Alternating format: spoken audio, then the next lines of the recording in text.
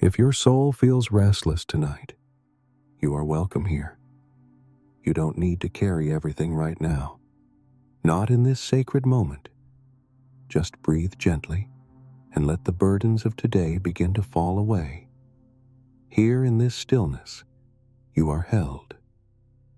The Lord sees your weariness. He knows the questions that have been weighing on your heart. And He is nearer to you than the air you breathe. Let the chaos of the world grow distant, and let your spirit find shelter in His presence. I invite you to press the subscribe button right now.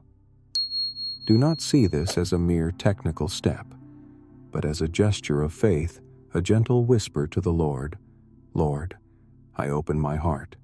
Come and protect my spirit and watch over my sleep." By choosing to walk with divine rest, you are allowing His word to envelop your room and soothe your mind every single night. Do not let tomorrow be another night of restless anxiety. Subscribe now.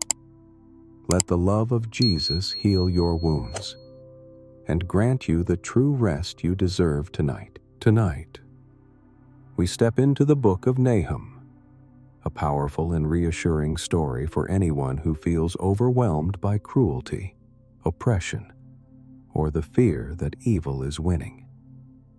If you have been lying awake disturbed by injustice, violence, or the sense that wrongdoers face no consequences, this book is meant for you. Nahum speaks to the heart that feels shaken by the darkness of the world, gently reminding us that God is not indifferent to suffering. It offers comfort to those who long for safety and peace in a threatening world. It opens with a vision of judgment against a brutal power, where fear once ruled and hope felt distant. Yet through Nahum, God reveals Himself as a strong refuge for those who trust Him, a defender who does not forget the wounded or the powerless. As you listen tonight, allow this story to calm the fear that keeps your thoughts racing and your body tense. In the shelter of His justice and strength, God turns anxiety into reassurance, reminding you that evil does not have the final word, and you are safe to rest as He stands watch through the night. Breathe slowly with me now, beloved. Let each breath be gentle and unhurried, like the soft rhythm of evening light settling over a weary land. We are beginning our journey through the Book of Nahum, and we begin with something that might seem harsh at first, something that could feel like anger or threat or violence. But I invite you to listen beneath the surface, to hear the heartbeat under the words, to discover the comfort that is woven through every line of this prophecy, like golden thread through dark fabric. An oracle concerning Nineveh. The book of the vision of Nahum of Elkosh. An oracle concerning Nineveh. The prophecy is about Nineveh, beloved, the great capital of Assyria, the city that had terrorized the known world for over a century, the empire that had shown no mercy, that had built its palaces with the blood of conquered peoples, that had made nations tremble at the sound of its armies approaching. Nineveh.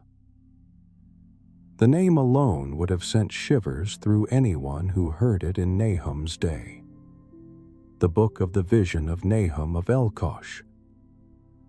And God gives this vision to a man named Nahum.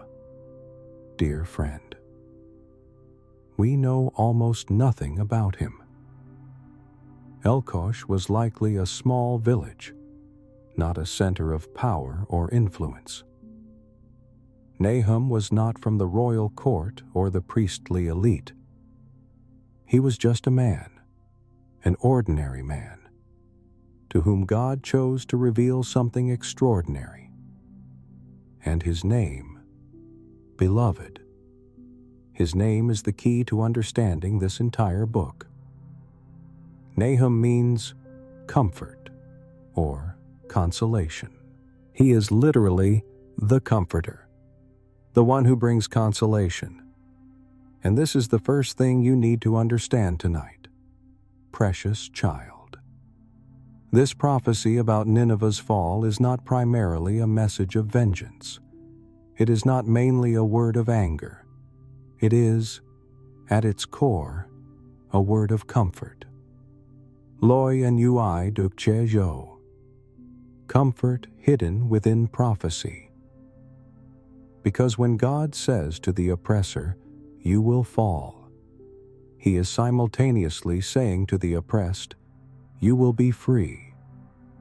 When He pronounces judgment on the one who has been crushing you, He is pronouncing liberation for you. Let your breathing slow even more now. Dear friend, as we receive what this means, for over 100 years, Judah had lived in terror of Assyria. They had watched as the northern kingdom of Israel was conquered and scattered. They had paid tribute, had bowed to demands, had lived every single day knowing that if Assyria decided to destroy them, nothing could stop it. The fear was constant. The oppression was real. The sense of helplessness was overwhelming. And into that fear, God sends Nahum. Nahum, ngui dem su in ui. Nahum, the one who brings comfort, not to threaten Judah, not to add to their fear, but to whisper something they had almost stopped believing could be true. Nineveh will fall. The oppressor will be destroyed. The empire that seems eternal is actually temporary. The power that appears invincible is actually fragile. And you, my beloved people, you who have been so frightened for so long, you are going to be free. Kona, Chúa thấy nỗi sợ của con, và Ngài không im lặng. Child, the Lord sees your fear, and He is not silent. This is the message underneath every word of Nahum's prophecy. God sees. He knows. He has not been indifferent to your suffering. He has not been passive in the face of your oppression. And He is about to speak, about to act, about to do what only He can do: bring down the mighty, silence the oppressor, break the chains that have bound you. The prophecy is not to frighten, but to reassure God's people. Yes, there are frightening images in Nahum. Yes, there is language of destruction and judgment.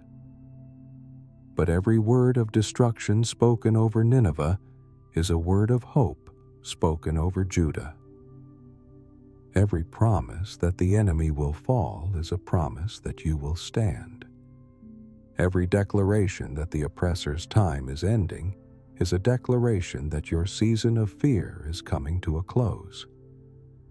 And if you are living in fear tonight, beloved, if there is something oppressing you, someone who has power over you that feels absolute, a situation that seems hopeless, a terror that wakes you in the night, listen to what God is saying through Nahum. I see it. I know about it. I have not forgotten. I am not indifferent. And the power that frightens you is not as permanent as it seems. The oppressor who looms so large in your life is small in my sight. And I am going to act. I am going to bring comfort. I am going to set you free. Let your body settle even deeper into rest now. Beloved, Feel the gentle support beneath you, the quiet safety of this moment. We are about to hear words that describe God's character.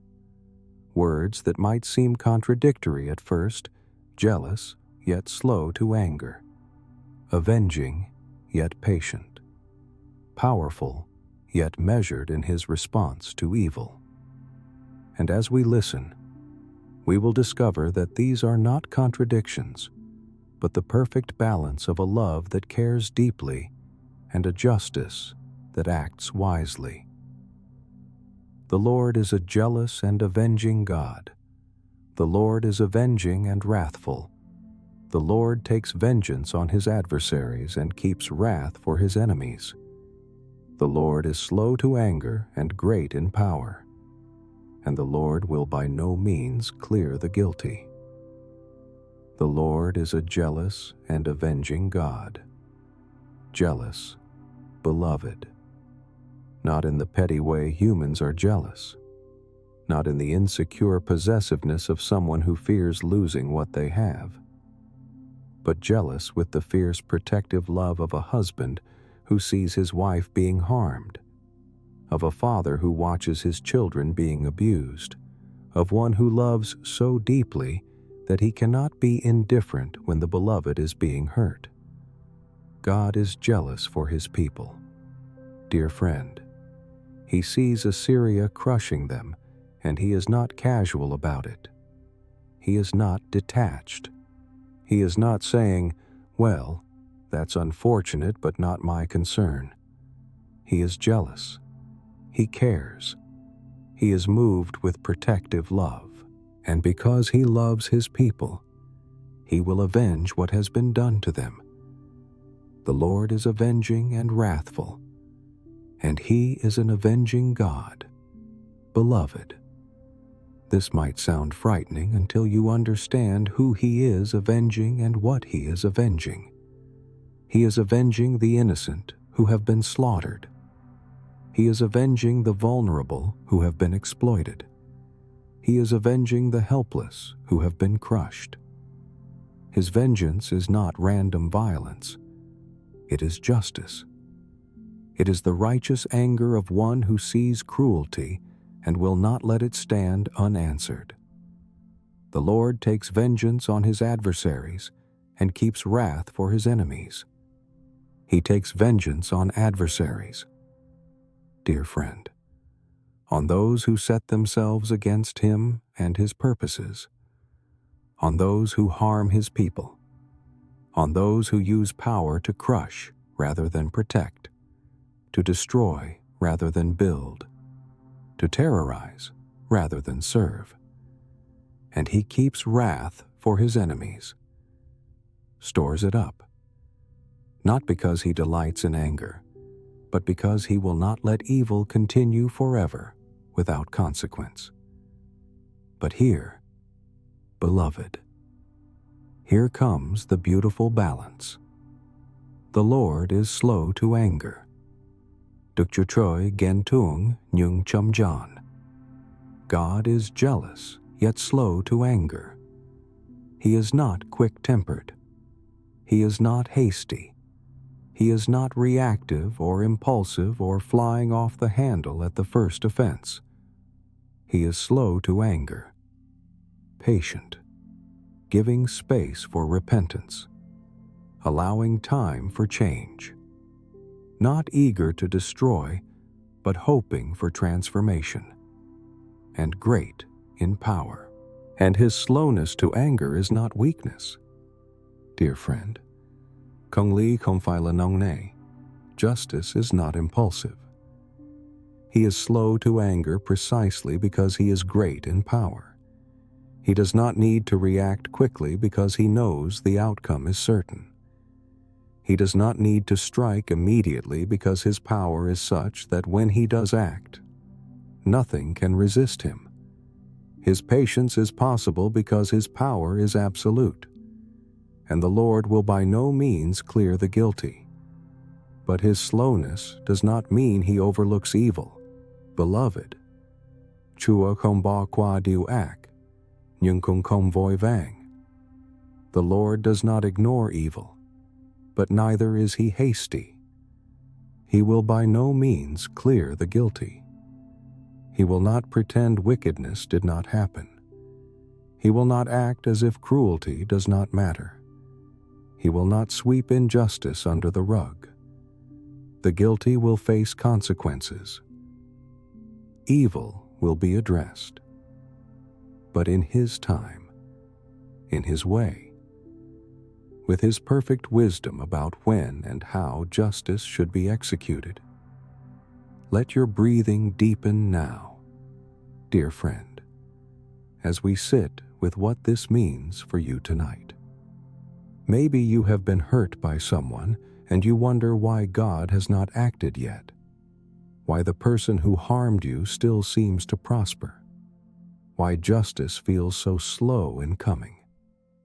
And Nahum whispers, "He is slow to anger and great in power." His slowness is not indifference. His patience is not weakness. He is giving space for repentance. He is allowing time for hearts to change. But make no mistake, he will by no means clear the guilty. Justice will come.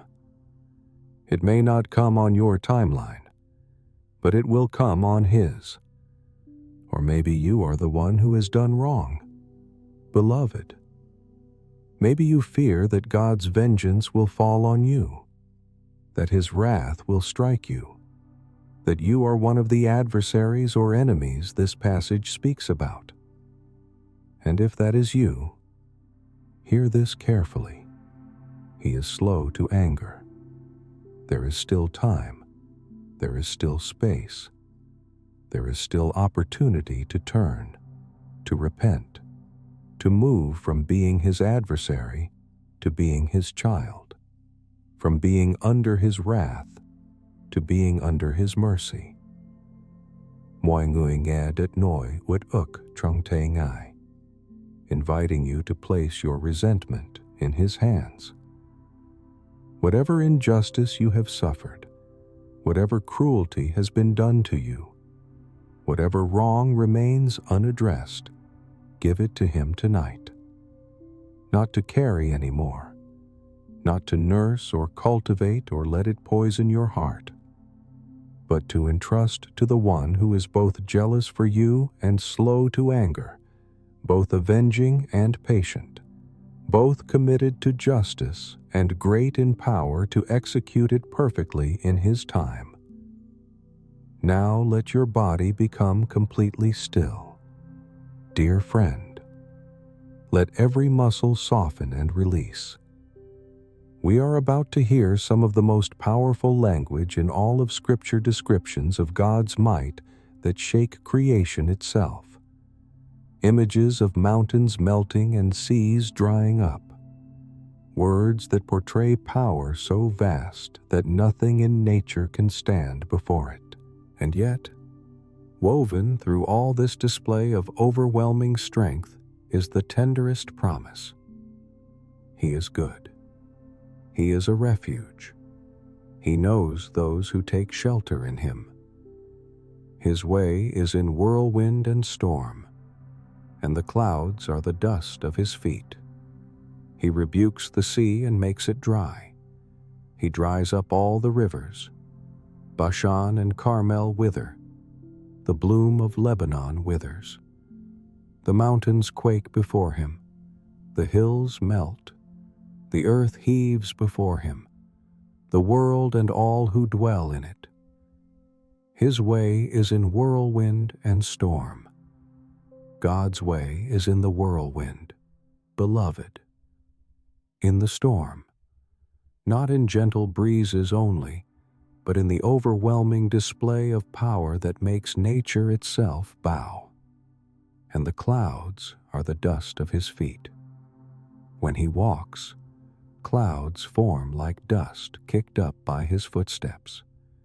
This is poetry trying to express the inexpressible, the sheer magnitude of divine power, the absolute sovereignty of the one who made all things and sustains all things and can unmake all things with a word.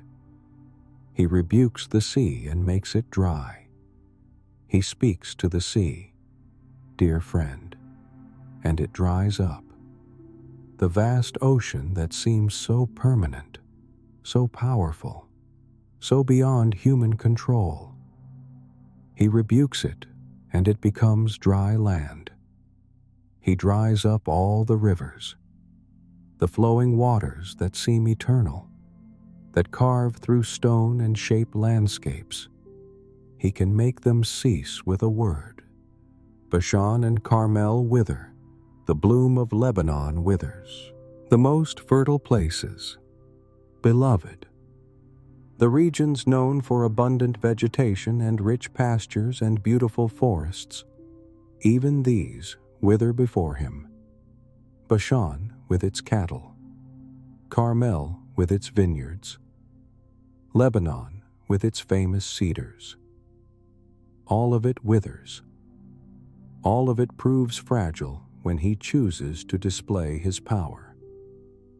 The mountains quake before him. The hills melt. Nui tan chai, bien ko kan. Mountains melt. Seas dry up. The most solid things in creation. Dear friend, the mountains that seem unmovable, the hills that appear permanent, they quake. They melt. Like wax before fire. Like nothing before the presence of the one who made them. The earth heaves before him, the world and all who dwell in it. The whole earth responds to his presence. Beloved, everything that exists recognizes his power. The world and all who dwell in it find themselves completely unable to stand when he rises to act. This is not a God who can be resisted. This is not a power that can be defied. This is absolute, total, overwhelming sovereignty. And you might think, dear friend, that this would be terrifying. You might expect this description to make you afraid, to make you feel small and vulnerable and in danger. But listen carefully to what comes next, because this is where everything shifts, where the comfort hidden in the prophecy finally becomes explicit, where Nahum's name, the Comforter, makes perfect sense. Who can stand before his indignation? Who can endure the heat of his anger? His wrath is poured out like fire, and the rocks are broken into pieces by him. The Lord is good, a stronghold in the day of trouble. He knows those who take refuge in him. Who can stand before his indignation? No one, beloved. Who can endure the heat of his anger? No one. His wrath is poured out like fire, and the rocks are broken into pieces by him.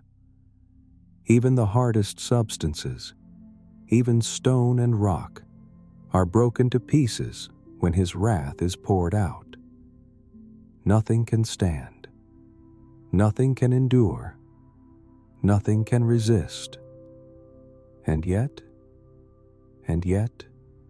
precious child, the Lord is good. Right in the middle of all this display of overwhelming power, right after describing wrath that breaks rocks and anger that no one can endure, comes this gentle, beautiful, hope-filled declaration. The Lord is good, not just powerful, not just mighty, not just able to shake mountains and dry up seas, but good, kind, loving, compassionate. His character is good. His heart is good. His intentions toward you are good, a stronghold in the day of trouble. The Lord is a refuge in the day of trouble. This same God who melts mountains, this same power that breaks rocks, this same one before whom nothing can stand. He is a stronghold for you, a refuge, a safe place, a shelter in the storm, a fortress in the battle, a hiding place in the day of trouble. Can you feel the paradox? Beloved, the tension that is not really a tension, but the most beautiful truth. He is so powerful that nothing can stand before his indignation, and he is your stronghold in the day of trouble. He is mighty enough to melt mountains, and he is your refuge. He breaks rocks with his wrath, and he shelters you with his goodness. He knows those who take refuge in him. And here is the final, precious detail, dear friend. He knows, not just allows, not just tolerates, not just permits you to take refuge, but knows, personally, intimately, individually. He knows those who take refuge in him, knows their names, knows their stories, knows their wounds, knows their fears, knows their desperate need for safety, and he becomes for them exactly what they need, a stronghold in the day of trouble. Let your breathing slow completely now, beloved, as we rest in this truth, ending with slow breathing, leading you into rest. The God who is powerful enough to judge Nineveh, mighty enough to bring down empires, strong enough to melt mountains and dry up seas, this God is your refuge. This God is your stronghold. This God knows you. And in the day of trouble, in the moment when you are most vulnerable and most afraid and most in need of shelter, he is there, not as threat, but as protection, not as danger, but as safety, not as something to fear, but as someone to run to. So whatever troubles you tonight, dear child, whatever makes you afraid, whatever oppresses you or threatens you or looms over you like Nineveh loomed over Judah, bring it to the one who is both powerful enough to handle it and good enough to care about you, both mighty enough to shake nations and tender enough to know those who take refuge in him. Run to him. Hide in him.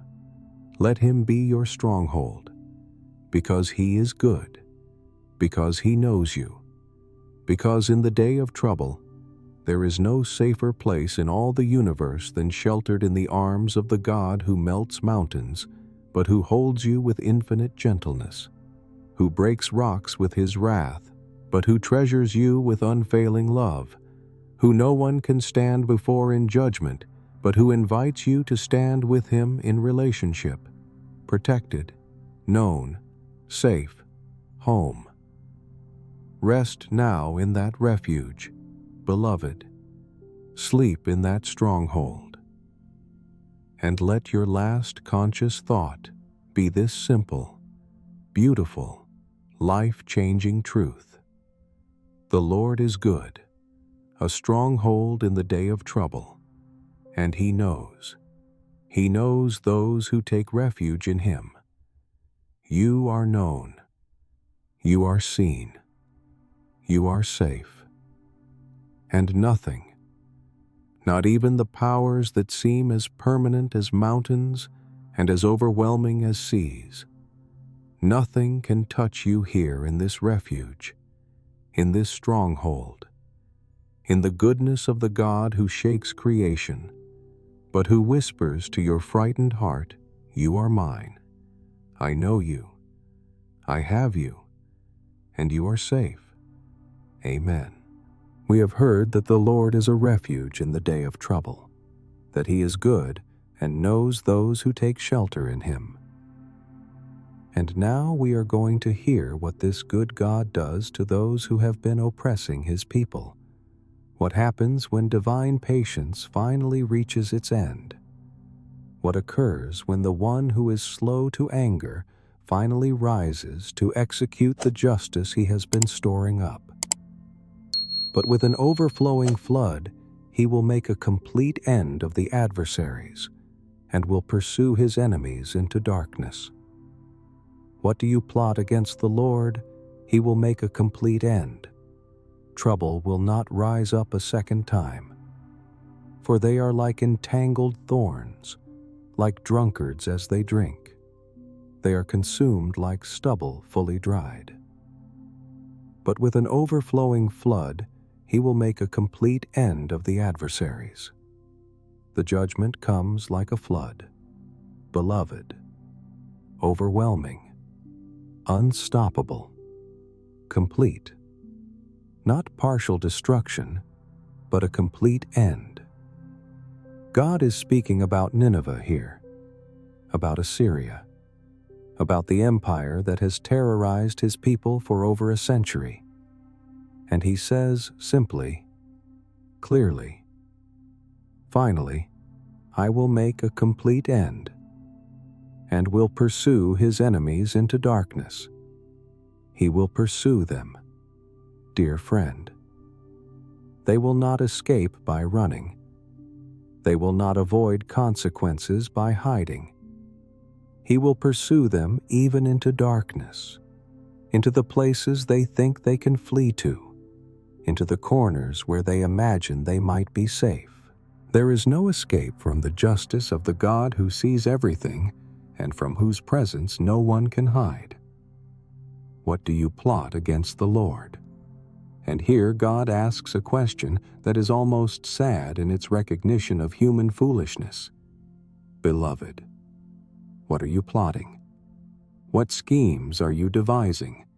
What plans are you making against me? Do you really think you can succeed? Do you imagine that your plotting will protect you? That your schemes will save you? That your plans can somehow overcome my purposes? He will make a complete end. Trouble will not rise up a second time. The end will be so complete, dear friend, that trouble will not rise up again. Assyria will fall and will never rise. Nineveh will be destroyed and will never be rebuilt. The oppressor will be removed and will not return. This is not temporary setback. This is permanent removal. Complete, final. Never to trouble God's people again. For they are like entangled thorns, like drunkards as they drink. They are like thorns all tangled together, beloved, confused, caught in their own schemes, unable to free themselves from the complications they have created, and like drunkards, stumbling, unable to think clearly, unable to defend themselves properly, unable to recognize the danger they are in until it is too late. They are consumed like stubble fully dried, and they will be consumed completely, dear friend, like dry stubble when fire touches it, like dead grass that burns instantly and completely, leaving nothing behind. This is what awaits those who have set themselves against the Lord and his people. Not slow decline, but rapid consumption. Not gradual weakening, but sudden destruction. Complete end. Let your breathing slow even more now, beloved, as we hear the specific accusation God makes against Assyria. From you came one who plotted evil against the Lord, a worthless counselor.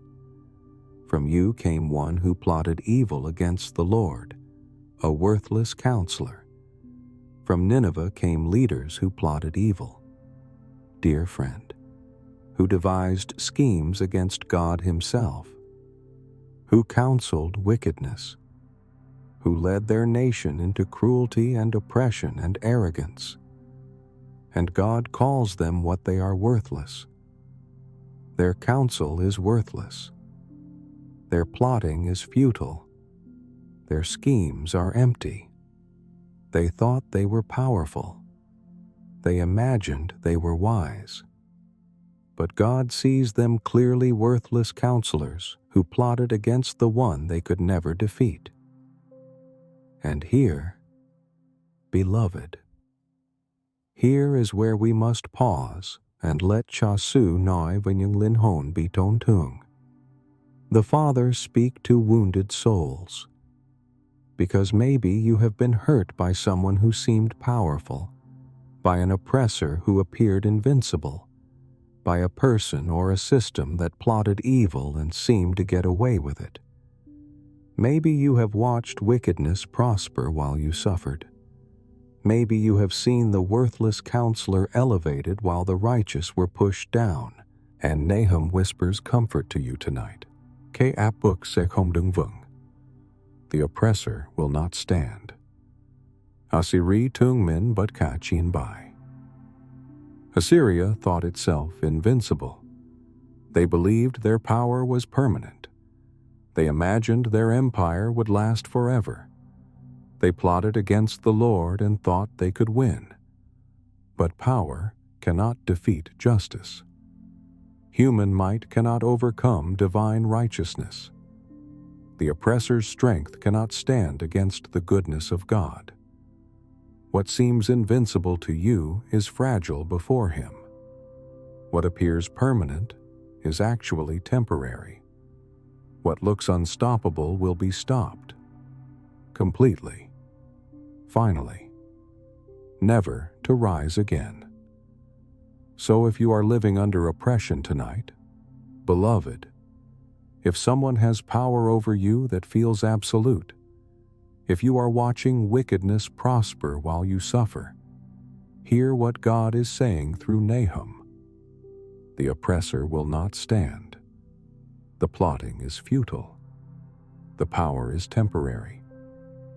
And the God who is slow to anger and great in power will make a complete end of the adversary. Not might, not maybe, but will. Certainly, surely. In his time and in his way, the oppressor will fall and trouble will not rise up a second time. Let your body settle even deeper into rest now. Beloved, feel the gentle support beneath you, the quiet safety of this moment. We have heard about the complete end God will make of the oppressor, and now we hear him speak directly to his people, to those who have been living under the heavy yoke, to Judah trembling in fear of Assyria, to all who have been burdened and crushed and made to feel small by powers that seemed too great to resist. Thus says the Lord, though they are at full strength and many, they will be cut down and pass away. Though I have afflicted you, I will afflict you no more. And now I will break his yoke from off you and will burst your bonds apart.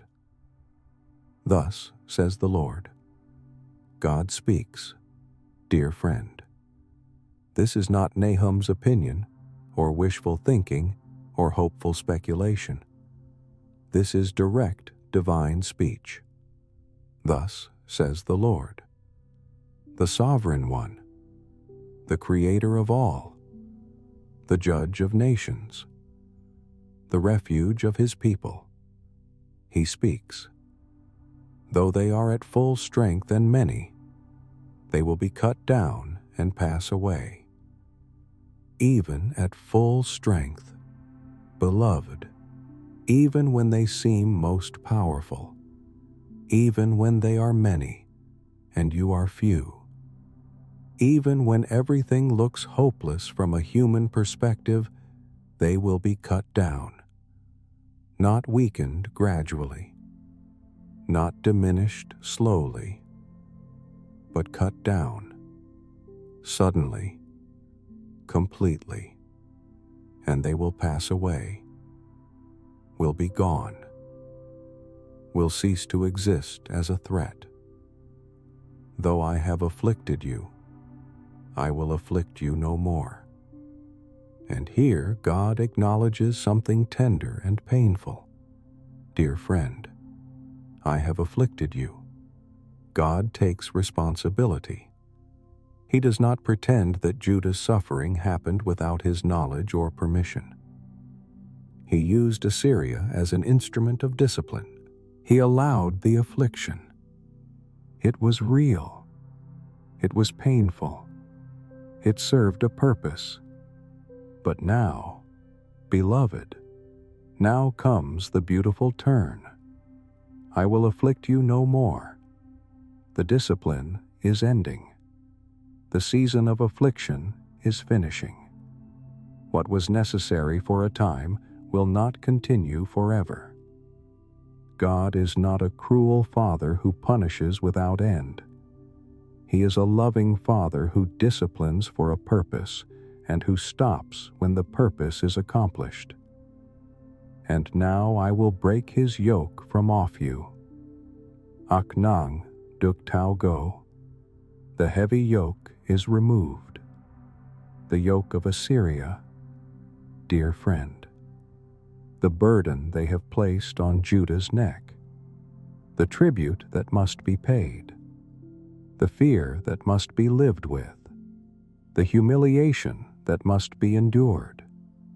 The sense of being owned, controlled, dominated by a power you cannot resist. God says, I will break it. I will snap that yoke like it is made of twigs. I will remove it from your neck. You will no longer have to carry it, and will burst your bonds apart. Duk chua troi be gay seeing sikt. God breaks the chains. Not just the yoke, but the bonds. The ropes that tie you. The chains that restrict you. The connections that bind you to your oppressor. God will burst them apart, will shatter them, will set you completely free.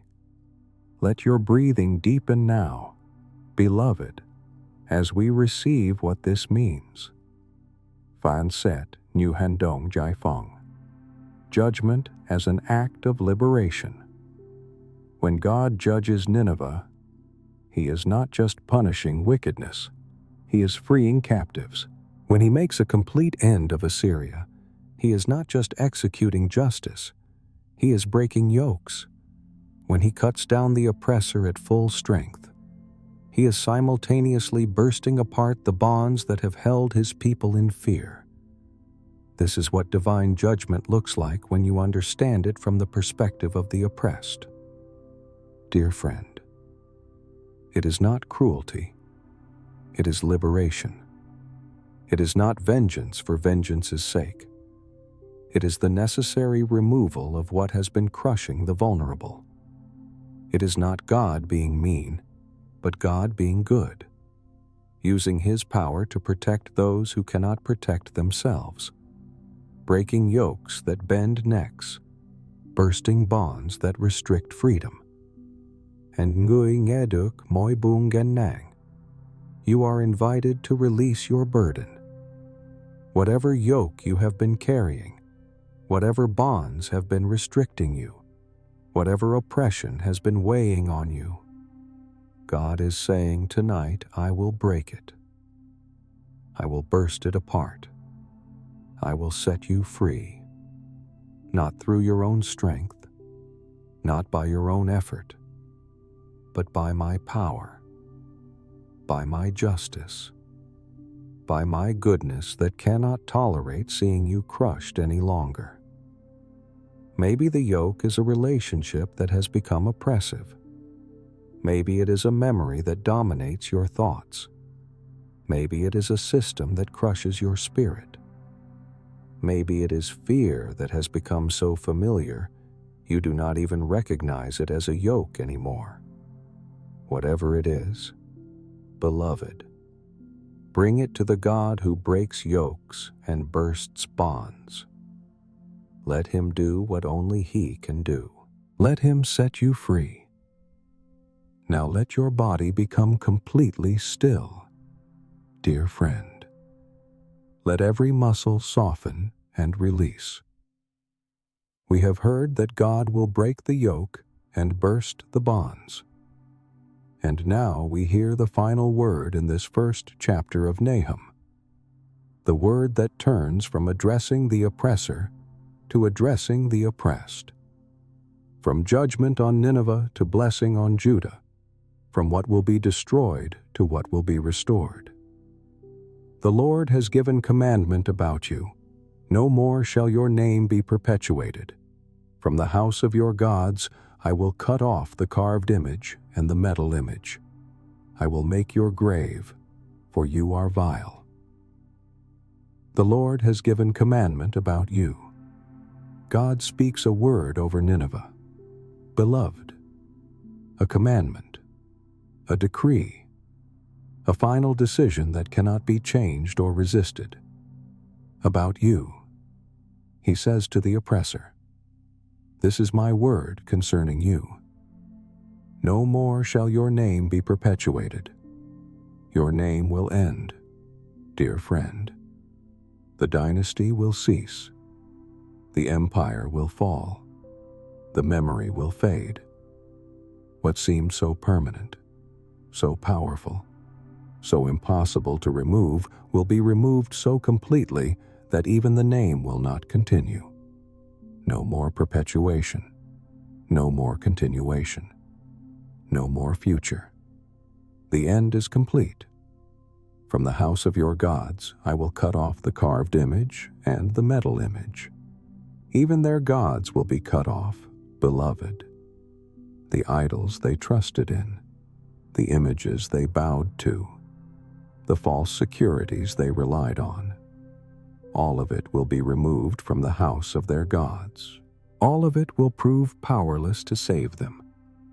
I will make your grave, for you are vile, and God himself will make their grave.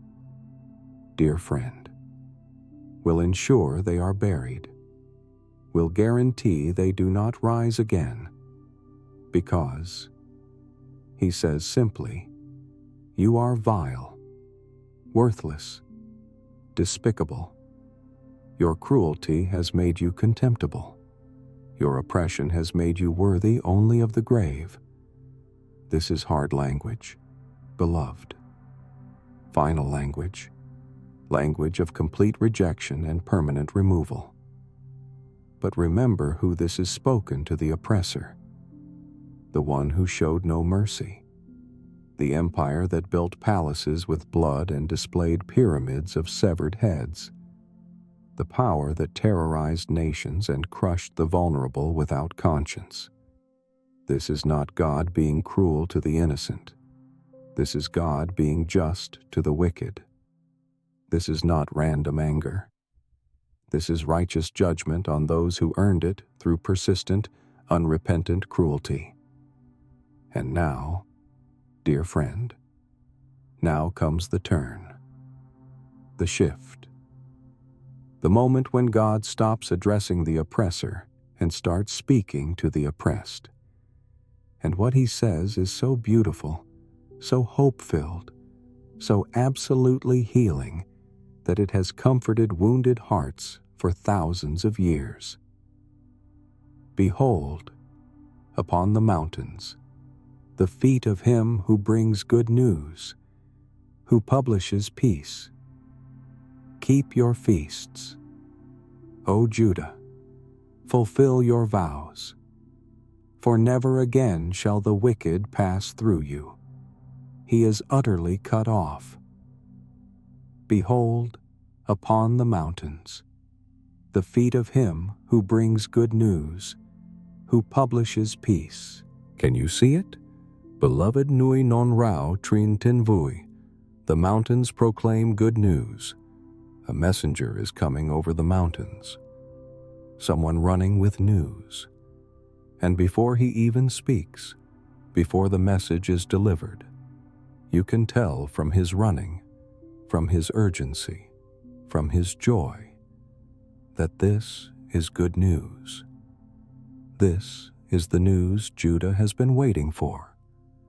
This is the word that will change everything. Who brings good news? Who publishes peace? The message is simple. Dear friend, good news, peace. The war is over. The oppressor is defeated. The threat is removed. Peace has come. Not fragile peace that might break at any moment. Not temporary peace that will only last until the next threat rises, but real peace, lasting peace. The peace that comes when the wicked is utterly cut off and can never pass through you again. Keep your feasts, O Judah. And because of this peace, beloved, because of this good news, God says, keep your feasts. Celebrate. Worship. Gather in joy. Do the things you could not do while living in fear. Observe the festivals that had become difficult under the burden of tribute and the shadow of threat. Keep your feasts. Let joy return. Let celebration flow. Let worship rise uninhibited. Fulfill your vows, and fulfill your vows, dear friend. The promises you made to God when you were desperate, when you were afraid, when you cried out for deliverance, now fulfill them. Not as burden, but as joy. Not as obligation, but as gratitude. You vowed what you would do if God delivered you. Well, He has delivered you. So fulfill your vows. Keep your promises. Let your life be an expression of thanksgiving for the freedom you have received. For never again shall the wicked pass through you. And here is the reason you can celebrate, beloved. The reason you can feast and fulfill vows and live without fear. Never again. Not probably not, or hopefully not, or for a while anyway. But never again. The wicked shall not pass through you. The oppressor will not return. The threat will not rise up a second time. He is utterly cut off. Completely, dear friend. Finally, permanently. Utterly cut off, gone, removed, destroyed, never to threaten again. And because of this complete cutting off, because of this utter removal, you can live differently now. You can breathe differently. You can worship freely. You can feast joyfully. You can fulfill vows gladly. You can keep your festivals without fear. You can be the people you were always meant to be before oppression bent you, before fear shrank you, before the yoke made you forget who you were. Let your breathing become slow and peaceful now, beloved, as we receive this promise. Chua laplai chatu cho yangai. The Lord reestablishes order for His people. What was disrupted by oppression is being restored. What was stolen by fear is being returned. What was lost under the yoke is being recovered. And it is all gift, all grace, all the work of the God who breaks yokes and bursts bonds and makes complete ends of oppressors, so that His people can live in the peace He always intended for them. And Ket Bang Loi Chuk Fuk Diu Jang. We end with gentle blessing. May you know tonight, precious child, that whatever has been oppressing you does not have the final word. May you trust that the God who broke Assyria's yoke can break whatever yoke is on your neck. May you believe that the one who burst Judah's bonds can burst whatever bonds are restricting your freedom. May you hear the good news being proclaimed over the mountains of your life. Peace is coming. The wicked will be cut off. You will feast again. You will worship freely again. You will be yourself again, without the weight of oppression crushing you into someone smaller than who you truly are. The Lord is good. He is a stronghold in the day of trouble. He knows those who take refuge in Him, and He will not let the oppressor crush you forever. The yoke will be broken. The bonds will be burst. The wicked will be utterly cut off. And you, beloved, you will keep your feasts and fulfill your vows and live in the peace that comes when God finally, completely, permanently removes what has been crushing you. Rest now in that promise.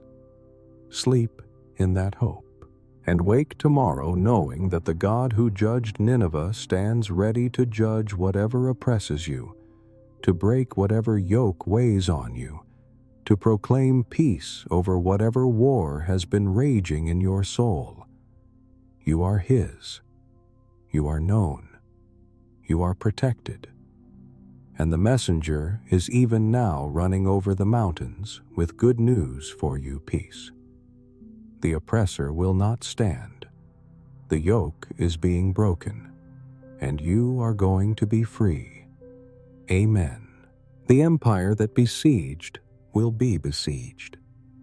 The power that showed no mercy will receive no mercy.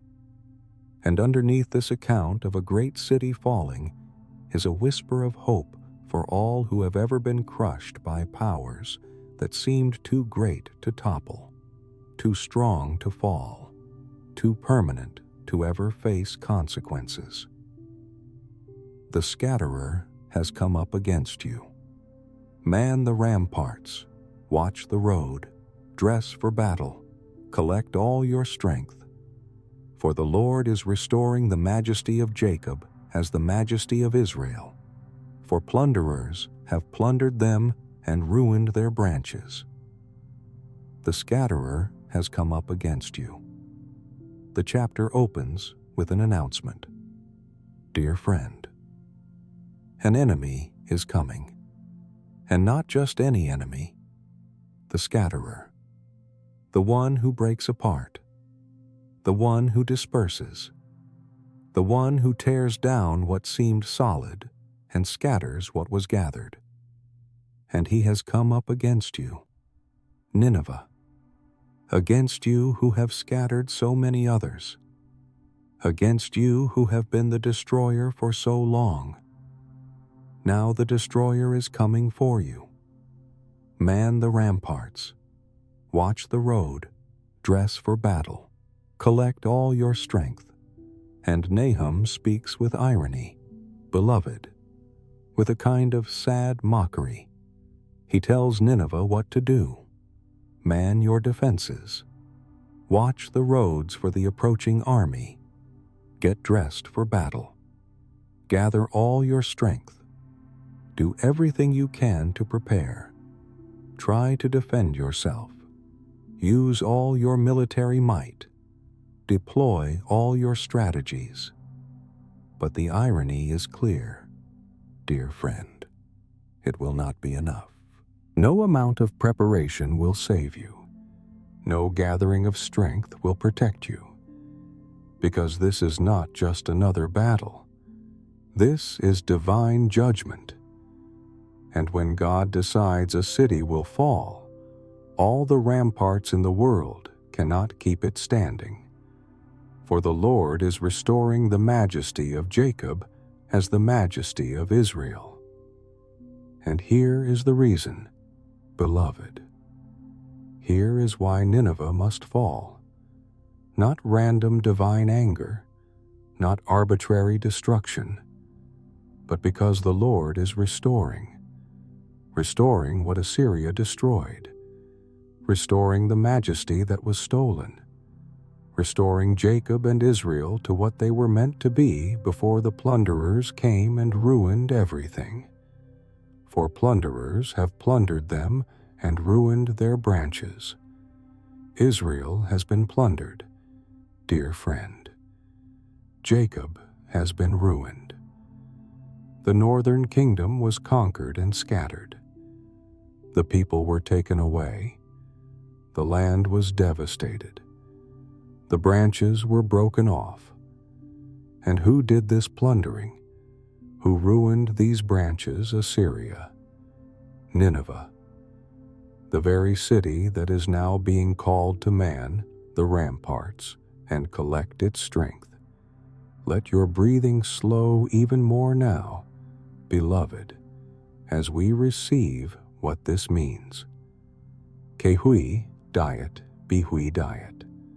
The destroyer is destroyed. Su dao nguk quin look. The reversal of power.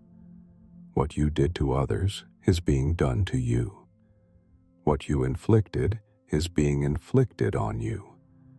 The scattering you caused is the scattering you will experience. The plundering you practiced is the plundering you will suffer. The ruin you brought is the ruin that is coming for you. This is not revenge in the petty human sense, dear friend. This is justice. This is the moral order of the universe asserting itself. This is the principle woven into creation that what you sow, you will reap. That violence begets violence. That cruelty comes back upon the cruel. That empires built on blood will drown in blood. That powers sustained by terror will die in terror. And chua koi fuk fum ja dun isora en. The Lord restores the dignity of the people of Israel. This is the positive side of Nineveh's fall. Beloved, not just punishment of the wicked, but restoration of the wounded. Not just judgment on the oppressor, but recovery for the oppressed. God is restoring majesty, giving back what was stolen, rebuilding what was ruined, replanting the branches that were broken off. And if you have been plundered, dear child, if someone has taken from you what should not have been taken, if you have been ruined and your branches have been broken and your majesty has been stolen, hear what God is saying through Nahum. I am restoring, not might restore, not thinking about restoring, but am restoring. Present tense, active, happening even now. The fall of the oppressor is simultaneous with the rising of the oppressed. The destruction of Nineveh is inseparable from the restoration of Israel. And whatever has been stolen from you, God is in the process of restoring it, of giving it back, of rebuilding what was ruined, of replanting what was broken. Let your body settle even deeper into rest now. Beloved, feel the gentle support beneath you, the quiet safety of this moment. We are about to hear a description of battle, of military might on display, of warriors and weapons and strategies deployed. And we must listen carefully, must hear not just what is described, but what is being revealed beneath the description, that all human power is ultimately powerless when God decides a thing will fall, that no amount of military strength can save what divine justice has condemned, that the mightiest army is helpless before the one who commands the whirlwind and makes mountains melt. The shield of his mighty men is red, his soldiers are clothed in scarlet. The chariots come with flashing metal on the day he musters them. The cypress spears are brandished. The chariots race madly through the streets. They rush to and fro through the squares. They gleam like torches. They dart like lightning. The shield of his mighty men is red. His soldiers are clothed in scarlet. Nahum describes the attackers. Dear friend, their shields are red. Their uniforms are scarlet. This might be literal. The Babylonians and Medes who will destroy Nineveh may have worn red, or it might be poetic. The red of blood, the scarlet of violence, the color that speaks of what is coming. The chariots come with flashing metal on the day he musters them. The chariots are impressive, beloved, flashing with metal, gleaming in the sun, looking powerful and unstoppable. On the day he musters them, on the day the commander gathers his forces and prepares for battle, the chariots flash and the sight is fearsome. The cypress spears are brandished. The weapons are ready. Dear friend, the spears made of cypress wood, strong and straight, are being brandished, waved, displayed, shown off as symbols of military might. Everything looks formidable. Everything appears overwhelming. Everything seems designed to inspire terror in the enemy. The chariots race madly through the streets. They rush to and fro through the squares. And then the battle begins.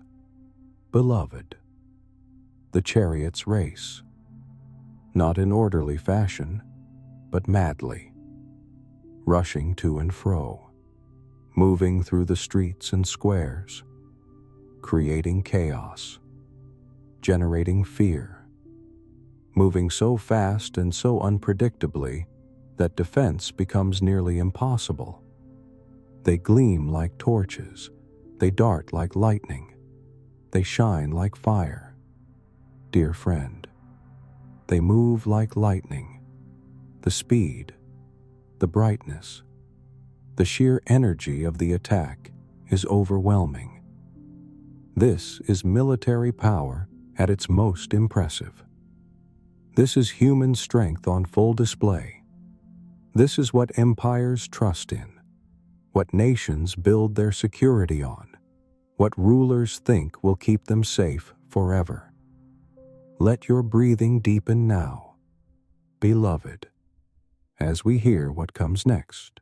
Because after this impressive display of military might, after all these descriptions of shields and soldiers and chariots and spears, Nahum shows us what happens when human power meets divine judgment. He remembers his officers. They stumble as they go. They hasten to the wall. The siege tower is set up. The river gates are opened. The palace melts away. Its mistress is stripped. She is carried off, her slave girls lamenting, moaning like doves and beating their breasts. He remembers his officers. The king of Nineveh, in the midst of the attack, remembers his officers. Dear friend, calls for his commanders, summons his leaders, tries to organize a defense.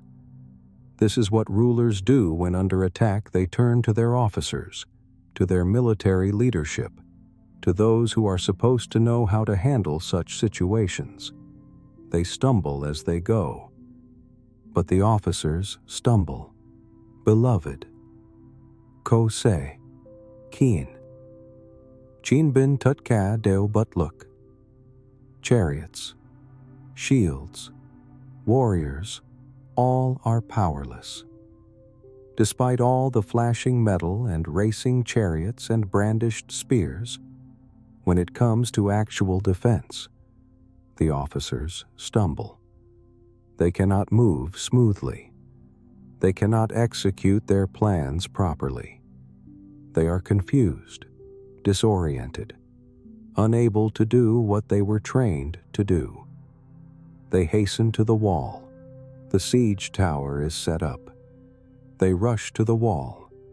Dear friend, try to man the defenses, but the siege tower is already being set up. The attackers are already in position. The officers are too late, too slow, too unable to mount an effective defense despite all their training and weapons and mighty men in scarlet. The river gates are opened, and here comes the specific method of Nineveh's fall. Beloved, the river gates are opened. Whether by treachery or by the river flooding and breaking the gates, water enters the city. The very thing that should have been part of Nineveh's defense. The Tigris River running through the city becomes the means of its destruction. The palace melts away, and the palace melts. Dear friend, not literally turns to liquid, but collapses, dissolves, falls apart. The center of power, the symbol of royal authority, the place where decisions were made that affected nations, it melts away like wax before fire, like nothing before the judgment of God. Let your shoulders drop completely now, beloved, as we receive the lesson woven through this vivid description.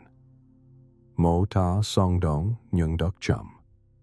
Vivid description, but read slowly. Young man suk ngui không cứu được mình.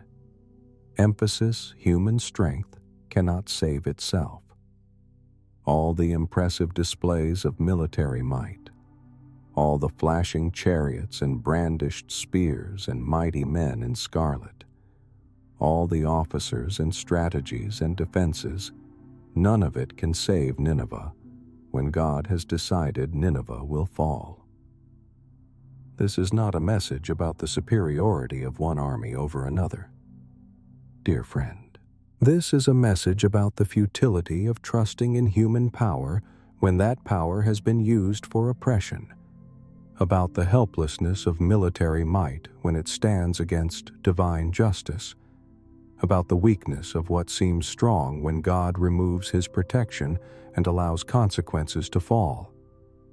And the comfort for you tonight, beloved, is this: whatever power is oppressing you, whatever seems too strong to resist, whatever looks invincible and unstoppable and permanent, it is not stronger than God. It cannot resist him. It cannot stand when he decides it should fall. Man the ramparts if they want. Watch the road if they choose. Collect all their strength if they can. But if God has determined that the oppressor will be destroyed, then all the chariots flashing like lightning will not save them. All the shields of mighty men will not protect them. All the officers stumbling to the wall will not defend them. Now let your body become completely still, dear friend. Let every muscle soften and release. We have heard about officers stumbling and river gates opening and palaces melting. And now we come to the final image in this section, the picture of what happens to a city that was once so proud, so confident, so certain of its own permanence when divine judgment finally arrives, and all that pride is exposed as hollow. All that confidence is misplaced. All that certainty is delusion. Its mistress is stripped. She is carried off, her slave girls lamenting, moaning like doves and beating their breasts. Nineveh is like a pool whose waters run away. Halt, halt, they cry, but none turns back. Its mistress is stripped. She is carried off. The mistress of the palace, beloved, likely the queen, or perhaps a symbolic reference to the city itself personified as a woman, is stripped. Her royal garments are removed. Her dignity is taken away. Her position is lost, and she is carried off. taken away, led into exile, made captive. The one who lived in luxury while others suffered is now experiencing what those others experienced: humiliation, loss, captivity. Her slave girls lamenting, moaning like doves and beating their breasts, and her attendants mourn. Dear friend, they lament. They moan like doves, that soft, sad sound of grief. They beat their breasts in anguish, because everything they knew is ending. Everything they depended on is being taken away. The city that seemed so permanent is falling. The power that appeared so strong is crumbling, and all they can do is mourn. Let your breathing slow to almost nothing now, beloved, as we receive this image with the right heart. Thenfo Kyuhan Tanvo, the proud city crumbles. Nineveh Nu Huang Ho Bi Lot Bo Vin Quang. Nineveh like a queen stripped of glory. And we must be careful here, dear friend. Careful not to take pleasure in this stripping. Careful not to gloat over this humiliation. Careful not to rejoice in the suffering of even those who caused suffering.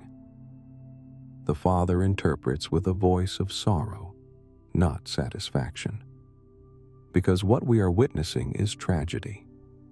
Yes, it is just tragedy. Yes, it is deserved tragedy.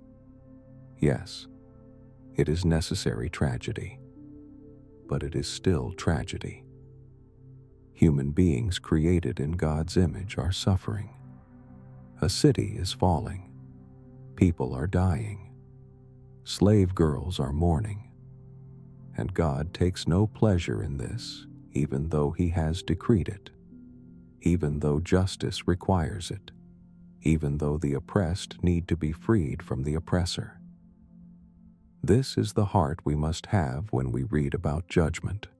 Beloved, not gleeful satisfaction that the wicked are getting what they deserve, not vengeful joy that those who hurt us are being hurt, but sorrow that it came to this, grief that hearts were so hardened that this became necessary, sadness that people made choices that led inevitably to this moment of stripping and carrying off and lamenting. Nineveh is like a pool whose waters run away. And then Nahum gives us another image. Dear friend, Nineveh is like a pool. Once it was full, contained, stable. But now the waters are running away, draining, disappearing. What was gathered is scattering. What was held together is coming apart. The population that made Nineveh great is fleeing, leaving, running away to save themselves. Halt, halt, they cry, but none turns back. The leaders call out, beloved. They try to stop the flight. They command people to stay, to stand, to fight, to defend the city. Halt, halt, but none turns back. No one stops running. No one returns to the fight. Because when God removes His protection from a city, when He decides a power will fall, even those who built that power abandon it. Even those who benefited from it flee from it. Even those who should defend it run away to save their own lives. And here, dear friend, here is the deepest lesson in all of this. Pride leads to isolation. Arrogance leads to abandonment. When you build your security on oppressing others, when you establish your power by crushing the vulnerable. When you create your greatness by making others small, you are building on a foundation that will crumble. And when it crumbles, when the judgment comes, when the stripping happens, you will find yourself alone. The slave girls will mourn, but they cannot help. The officers will stumble, but they cannot save. The people will flee, and none will turn back when you call, halt. Let your breathing become slow and peaceful now, beloved, as we turn this into prayer, into reflection, into gentle examination of our own hearts. Where have we been tempted toward pride? Where have we built security on things that can be stripped away? Where have we trusted in our own strength, our own strategies, our own impressive displays of power? And more importantly, dear child, where have we been like Nineveh in smaller ways, using power to oppress rather than protect, building ourselves up by making others small, creating our comfort through others' suffering? Because the same principle that brought down Nineveh operates at every level of life. Pride goes before destruction. Oppression leads to judgment. Power used to crush rather than serve will eventually be stripped away. But here is the hope woven through this difficult passage. Precious one, you do not have to be Nineveh. You do not have to be the proud city that crumbles. You do not have to be the mistress who is stripped and carried off while slave girls mourn. You can choose a different path. You can build on a different foundation. You can find security in the God who is a refuge rather than in power that oppresses, in love that serves rather than pride that dominates, in humility that walks with God rather than arrogance that thinks it needs no one. And if you have been hurt by someone else's Nineveh, by someone else's pride, by a power that oppressed you and seemed too great to fall, take comfort tonight in knowing that God sees, God knows, and God will not let oppression stand forever. The proud city will crumble. The mistress will be stripped. The waters will run away.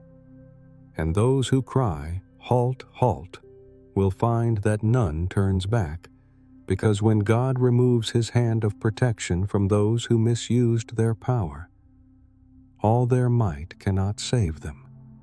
All their officers cannot defend them. All their strategies cannot protect them.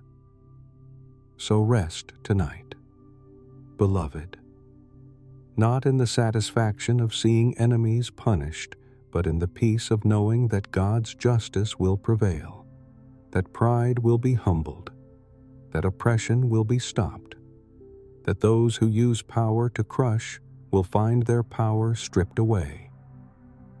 Rest knowing that you do not have to be the agent of this justice. God will handle it himself. Rest knowing that the same God who judged Nineveh is your refuge, your stronghold, your safe place in the day of trouble. And if the Holy Spirit is whispering to you about areas of pride in your own heart, about ways you have used whatever power you have to oppress rather than serve, about moments when you have been more like Nineveh than like the God who judges Nineveh, listen to that whisper. Let it lead you to repentance. Let it guide you to humility. Let it draw you away from the path that leads to stripping and carrying off and lamenting, and toward the path that leads to being known by God, sheltered by God, held safely by the one who breaks the yoke of oppression and who becomes himself the gentle yoke that does not crush, but that actually makes the burden light. Sleep now in that gentle yoke, precious child. Rest in that safe shelter.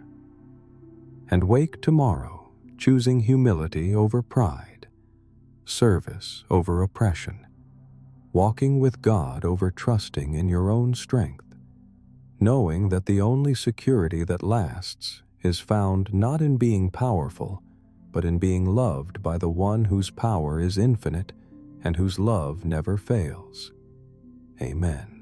The God who speaks judgment over Nineveh is the same God who whispers comfort over you, who knows your name, who sees every wound you carry, who is even now preparing a place of rest for your weary soul. We ended our last time together watching the waters of Nineveh drain away, hearing the cries of "Halt, halt," echoing through empty streets as people fled and none turned back. The proud city was crumbling, the palace melting, the mistress being stripped and carried away while slave girls mourned. And now, beloved, now we must look at what happens next, at what is found when the facade finally falls, at what remains when all the impressive displays of power are stripped away and the true emptiness underneath is revealed. Let your shoulders drop completely now, dear child. Feel the gentle support beneath you, the quiet safety of this moment. We are about to hear about plundering and emptiness, about treasures stolen and hearts left hollow. And as we listen, we must remember that every word spoken about Nineveh's treasures is actually a word spoken about what we trust in, what we build our security on, what we think will keep us safe when everything else fails. Plunder the silver, plunder the gold. There is no end of the treasure or of the wealth of all precious things. Desolate desolation and ruin. Hearts melt and knees tremble. Anguish is in all loins. All faces grow pale. Plunder the silver. Plunder the gold. The attackers cry out, "Beloved, take the silver. Take the gold. Steal everything of value. And there is so much to take, dear friend. So much treasure. So much wealth." Nineveh has been accumulating riches for over a century, gathering the spoils of conquest, storing up the tribute forced from terrified nations, filling warehouses with gold and silver and precious things taken from people who could not resist. There is no end of the treasure or of the wealth of all precious things. The wealth seems endless, beloved. Warehouse after warehouse, room after room, chest after chest filled with precious things. All the accumulated plunder of an empire that built itself on blood and fear. All the gathered wealth of a power that took and took and took and never gave back, never shared, never used its abundance to bless, but only to display its own greatness and fund its own cruelty. And now, dear friend, now all of it is being taken. Kuakai Homche Chan Duk Lin Hon. Wealth cannot shield the soul. All the silver and gold that Nineveh gathered, all the treasures it stored up, all the precious things it accumulated, none of it can save the city now. None of it can stop the judgment. None of it can buy mercy or purchase protection or bribe the attackers into leaving. The wealth is being plundered. The treasure is being stolen. And Nineveh is left with nothing. Desolate desolation and ruin. And Nahum cries out these words, "Beloved," these terrible words that echo with emptiness. Desolate. The Hebrew word is buka, empty, void, hollowed out, desolation, Mebuka, waste, ruin, devastation, and ruin, Mebulaka, confusion, destruction, complete breakdown. 3 words that sound almost the same in Hebrew, tumbling over each other like waves of grief, like the sound of everything falling apart, like the echo of a heart that has nothing left. Let your breathing slow even more now, dear child, as we receive what this means. This is not just about physical treasures being stolen. This is about what happens when you build your life on things that can be taken away, when you put your security in wealth that can be plundered, when you trust in accumulation rather than in God. Nineveh thought its treasures made it safe. It imagined that all its silver and gold created a barrier between itself and consequences. It believed that wealth was security, that accumulation was protection, that having more meant being safer. But when judgment came, beloved, when divine justice finally arrived, all the treasures proved worthless. All the wealth could not buy safety. All the silver and gold could not purchase mercy. And what remained was desolation, emptiness, a heart hollowed out, a soul that had built everything on what could be taken and now had nothing left because everything had been taken. Hearts melt and knees tremble. Anguish is in all loins. All faces grow pale. And here is the physical manifestation of that inner desolation. Dear friend, hearts melting courage, dissolving like wax before fire. Knees trembling, legs unable to hold up the body anymore. Strength completely gone. Anguish in all loins, pain in the core, in the center, in the deepest part of the body where life itself is generated. All faces grow pale, the blood draining away, the color leaving, the appearance of death already settling on the living. This is what happens when what you trusted in is stripped away. Beloved, when the foundation you built on crumbles, when the security you thought was solid proves to be sand, the body knows before the mind fully accepts it. The knees tremble before the lips can speak it. The face grows pale before the heart can name it. Everything you thought would save you has proven unable to save. Everything you accumulated to protect yourself has been taken, and you are left desolate, empty, hollowed out, with nothing but the truth you spent your whole life trying to avoid. Wealth is not safety. Accumulation is not security. Treasures cannot save you from the consequences of how you lived. Let your body settle even deeper into rest now. Dear child, as we sit with this difficult truth and let it become medicine for our souls instead of poison for our hearts, because the warning for us is clear. Beloved, Nguing eduk moitim su antoine tut, you are invited to seek true safety, not the false security of accumulated wealth, not the hollow protection of material possessions, not the empty comfort of thinking that if you just have enough, store up enough, gather enough, you will be safe from whatever you fear. What are you trusting in tonight? Precious one, what treasures have you accumulated thinking they will protect you? What wealth material, or emotional, or relational, or reputational have you stored up, believing it will keep you safe when trouble comes? And what would happen? Dear friend, what would happen if it was all plundered? If it was all taken away?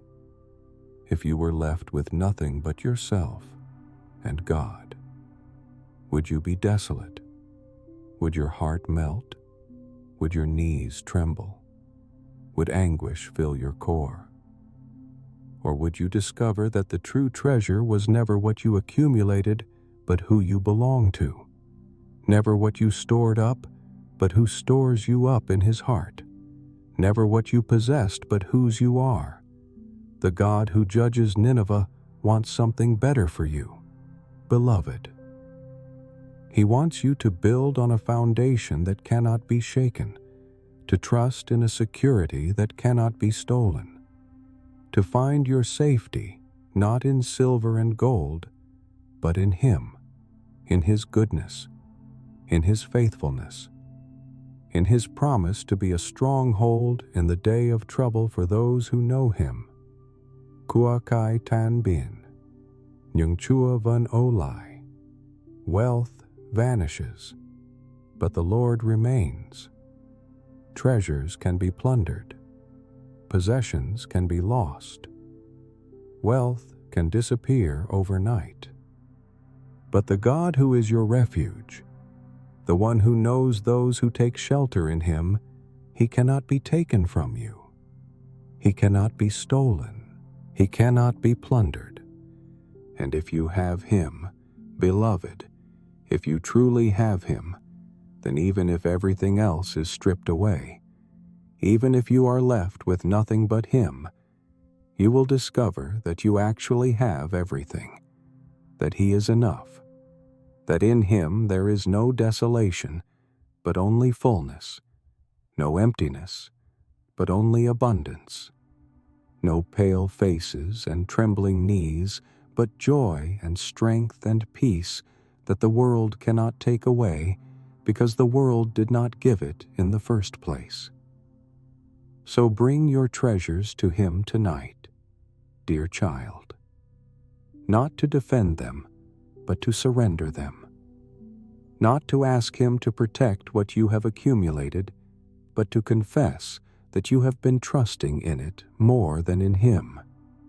Bring your wealth, your possessions, your accumulations, your securities, your carefully built protections, bring them all and lay them at his feet. And ask him to teach you the difference between treasure that can be plundered and treasure that cannot be touched, between security that melts when tested and security that stands forever, between building on sand and building on the rock that does not move, does not crumble, does not fail. Now let your breathing become gentle again. Beloved, we have sat with desolation and emptiness, with treasures plundered and hearts melted. And now we must do something that might feel uncomfortable at first, but is actually deeply healing if we approach it with the right heart. We must hear God name evil. Call it what it is. Refuse to soften it or minimize it or pretend it is something other than what it truly is.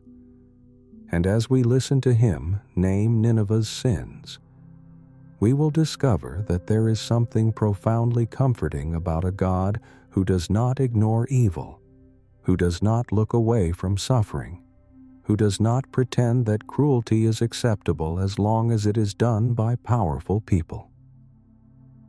Woe to the bloody city, all full of lies and plunder, no end to the prey, the crack of the whip, and rumble of the wheel, galloping horse and bounding chariot, horsemen charging, flashing sword and glittering spear, hosts of slain, heaps of corpses, dead bodies without end.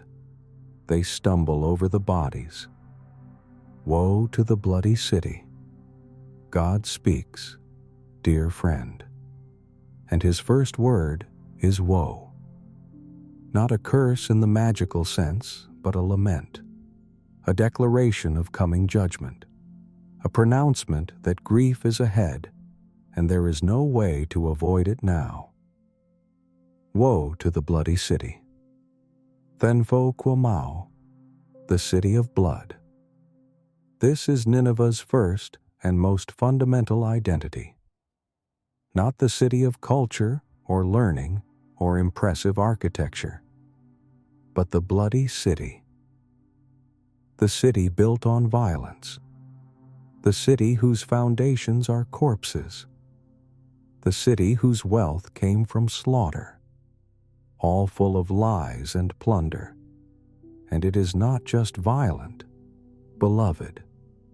It is also deceitful, full of lies, built on deception, sustained by false promises and broken treaties and words that meant nothing, and full of plunder.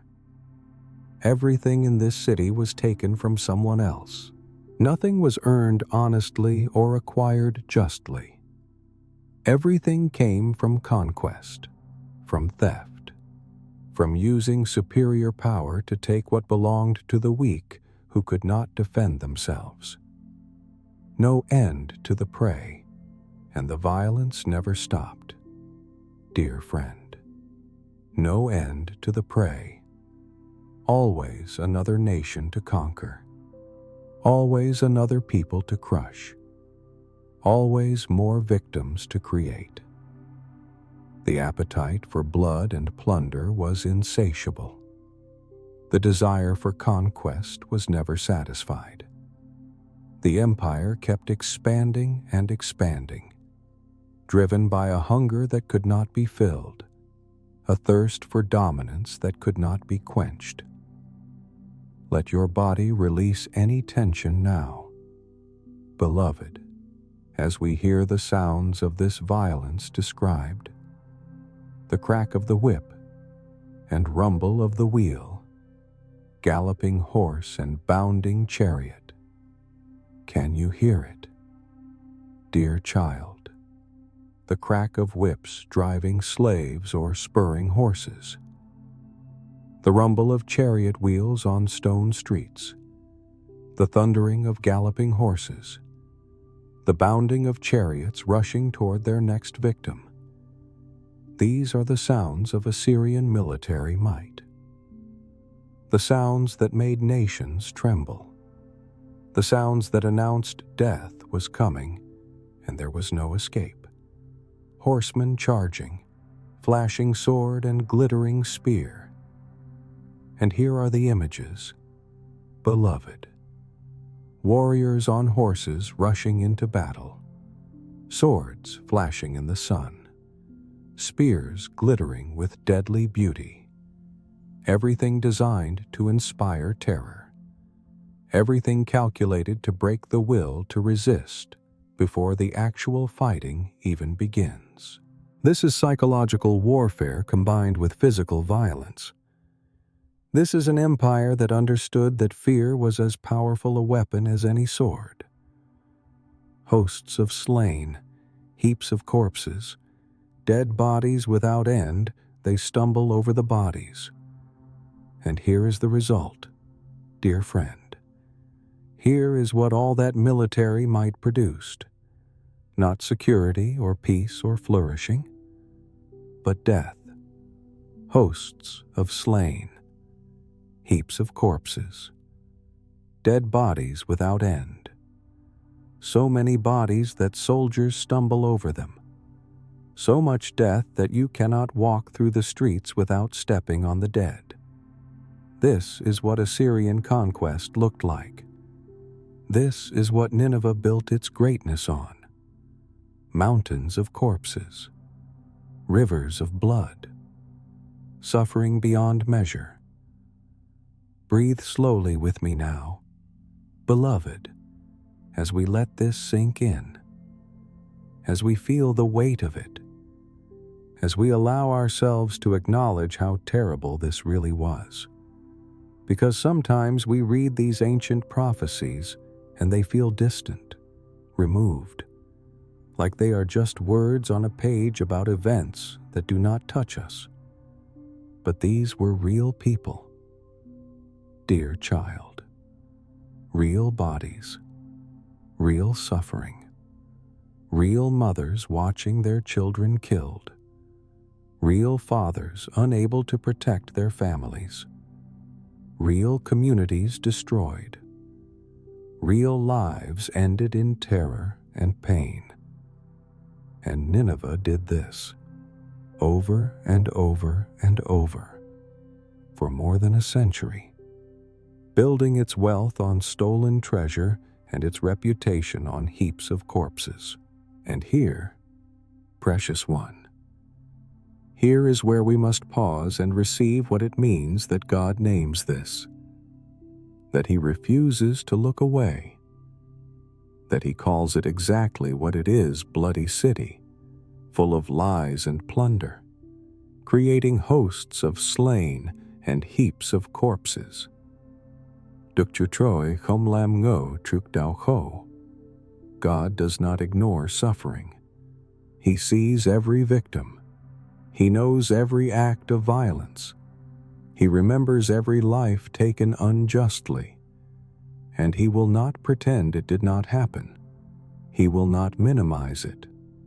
He will not say, well, that is just how empires are, or that is just the way of the world, or powerful nations do what they must. No, He names it, calls it bloody, calls it lies, calls it plunder, calls it death beyond measure. And if you have been a victim of violence, beloved, if someone has treated you with cruelty and tried to make you believe it was somehow your fault, or somehow acceptable, or somehow just the way things are, hear what God is saying through Nahum. I see it. I name it. I call it what it is. And I do not ignore suffering. The person who hurt you may have convinced themselves that their actions were justified. They may have minimized what they did. They may have lied about it or blamed you for it or pretended it was not that bad. But God knows the truth. God sees the blood. God counts the wounds. And God will not pretend that evil is anything other than evil, that violence is anything other than violence, that lies are anything other than lies, and all for the countless whorings of the prostitute, graceful and of deadly charms, who betrays nations with her whorings, and peoples with her charms, and all for the countless whorings of the prostitute. And now God uses different imagery, dear friend. Now He speaks of Nineveh as a prostitute, not to shame women or to associate sexual behavior with evil, but to capture something about Nineveh's relationships with other nations. The city presented itself as beautiful, desirable, beneficial. It made alliances that looked attractive on the surface. It offered trade and protection and partnership. But underneath all that attractive appearance was betrayal, was using people, was taking advantage for selfish gain, was the dynamics of prostitution appearing to offer intimacy while actually only extracting resources, pretending to care while actually only exploiting. Graceful and of deadly charms. Nineveh was graceful, beloved, attractive, impressive. When you saw this city with its massive walls and beautiful palaces and obvious wealth, it was easy to be charmed, easy to be impressed, easy to think, I want to be associated with that power, aligned with that strength, protected by that might. The charms were real. The grace was genuine in appearance, but deadly, because what looked beautiful was actually poisonous. What appeared attractive was actually destructive. What seemed desirable was actually death. Who betrays nations with her whorings and peoples with her charms? And the charms were used to betray, dear friend. Nations were drawn in by Nineveh's power and beauty and promises, and then betrayed, used, exploited, drained of resources, and left weaker than before. Peoples were charmed into submission, into alliance, into dependence, and then discovered too late that they had been seduced into relationship with something that only meant them harm, that only wanted to use them, that had no genuine care for their well-being at all. Let your shoulders relax completely now, beloved, as we receive the deeper lesson here. Outward beauty hides inner poison. How many times have we been charmed by power, attracted to strength, impressed by success, seduced by appearance, only to discover later that underneath the graceful exterior was something deadly? How many times have we entered relationships or situations or systems that looked beautiful on the surface, but turned out to be exploitative underneath? How many times have we been betrayed by what charmed us? And the warning for us, dear child, is to look beneath the surface, to not be so easily impressed by grace and charm, to ask what lies underneath the attractive appearance, to discern whether what presents itself as beautiful is actually healthy, whether what appears strong is actually good, whether what seems desirable is actually beneficial. Because evil rarely announces itself as evil, beloved. It rarely comes looking ugly and repulsive and obviously harmful. It comes looking graceful. It comes with deadly charms. It presents itself as exactly what you have been longing for, what you have been lacking, what you need to make yourself complete or safe or successful. And only later, only after you have been drawn in and made dependent and given over your resources and your trust and your heart, only then does the betrayal become clear, the exploitation become obvious, the deadly nature of the charms become undeniable. So ask the Holy Spirit tonight, precious one, to give you discernment, to help you see past graceful appearances to actual character, to recognize deadly charms for what they are, no matter how attractive they look on the surface, to protect you from being betrayed by things that present themselves as beneficial, but actually only mean to use you. And if you have been charmed and betrayed, if you gave yourself to something that looked graceful but proved deadly, do not carry shame about that tonight. You were dealing with something that was designed to deceive, that was expert at looking attractive while being poisonous. The fault is not yours for being charmed. The fault is theirs for being deliberately deceptive, for using grace and beauty as weapons, for betraying trust that should have been honored. Now let your breathing become very slow and gentle, beloved. We have heard God name Nineveh's evil the blood, the lies, the plunder, the deadly charms, the betrayal of nations. And now we will hear what God does in response, how He exposes what has been hidden, how He makes public what was done in secret. how he ensures that what was covered by impressive appearance and graceful exterior and powerful reputation is finally seen for exactly what it is. "Behold, I am against you," declares the Lord of hosts, "and will lift up your skirts over your face. And I will make nations look at your nakedness and kingdoms at your shame. I will throw filth at you and treat you with contempt and make you a spectacle. And all who look at you will shrink from you and say, 'Wasted is Nineveh. Who will grieve for her? Where shall I seek comforters for you? Behold, I am against you,' declares the Lord of hosts." God speaks directly, dear friend. Not through intermediaries, not through natural consequences alone, but personally, directly, unmistakably. Behold. Look, pay attention.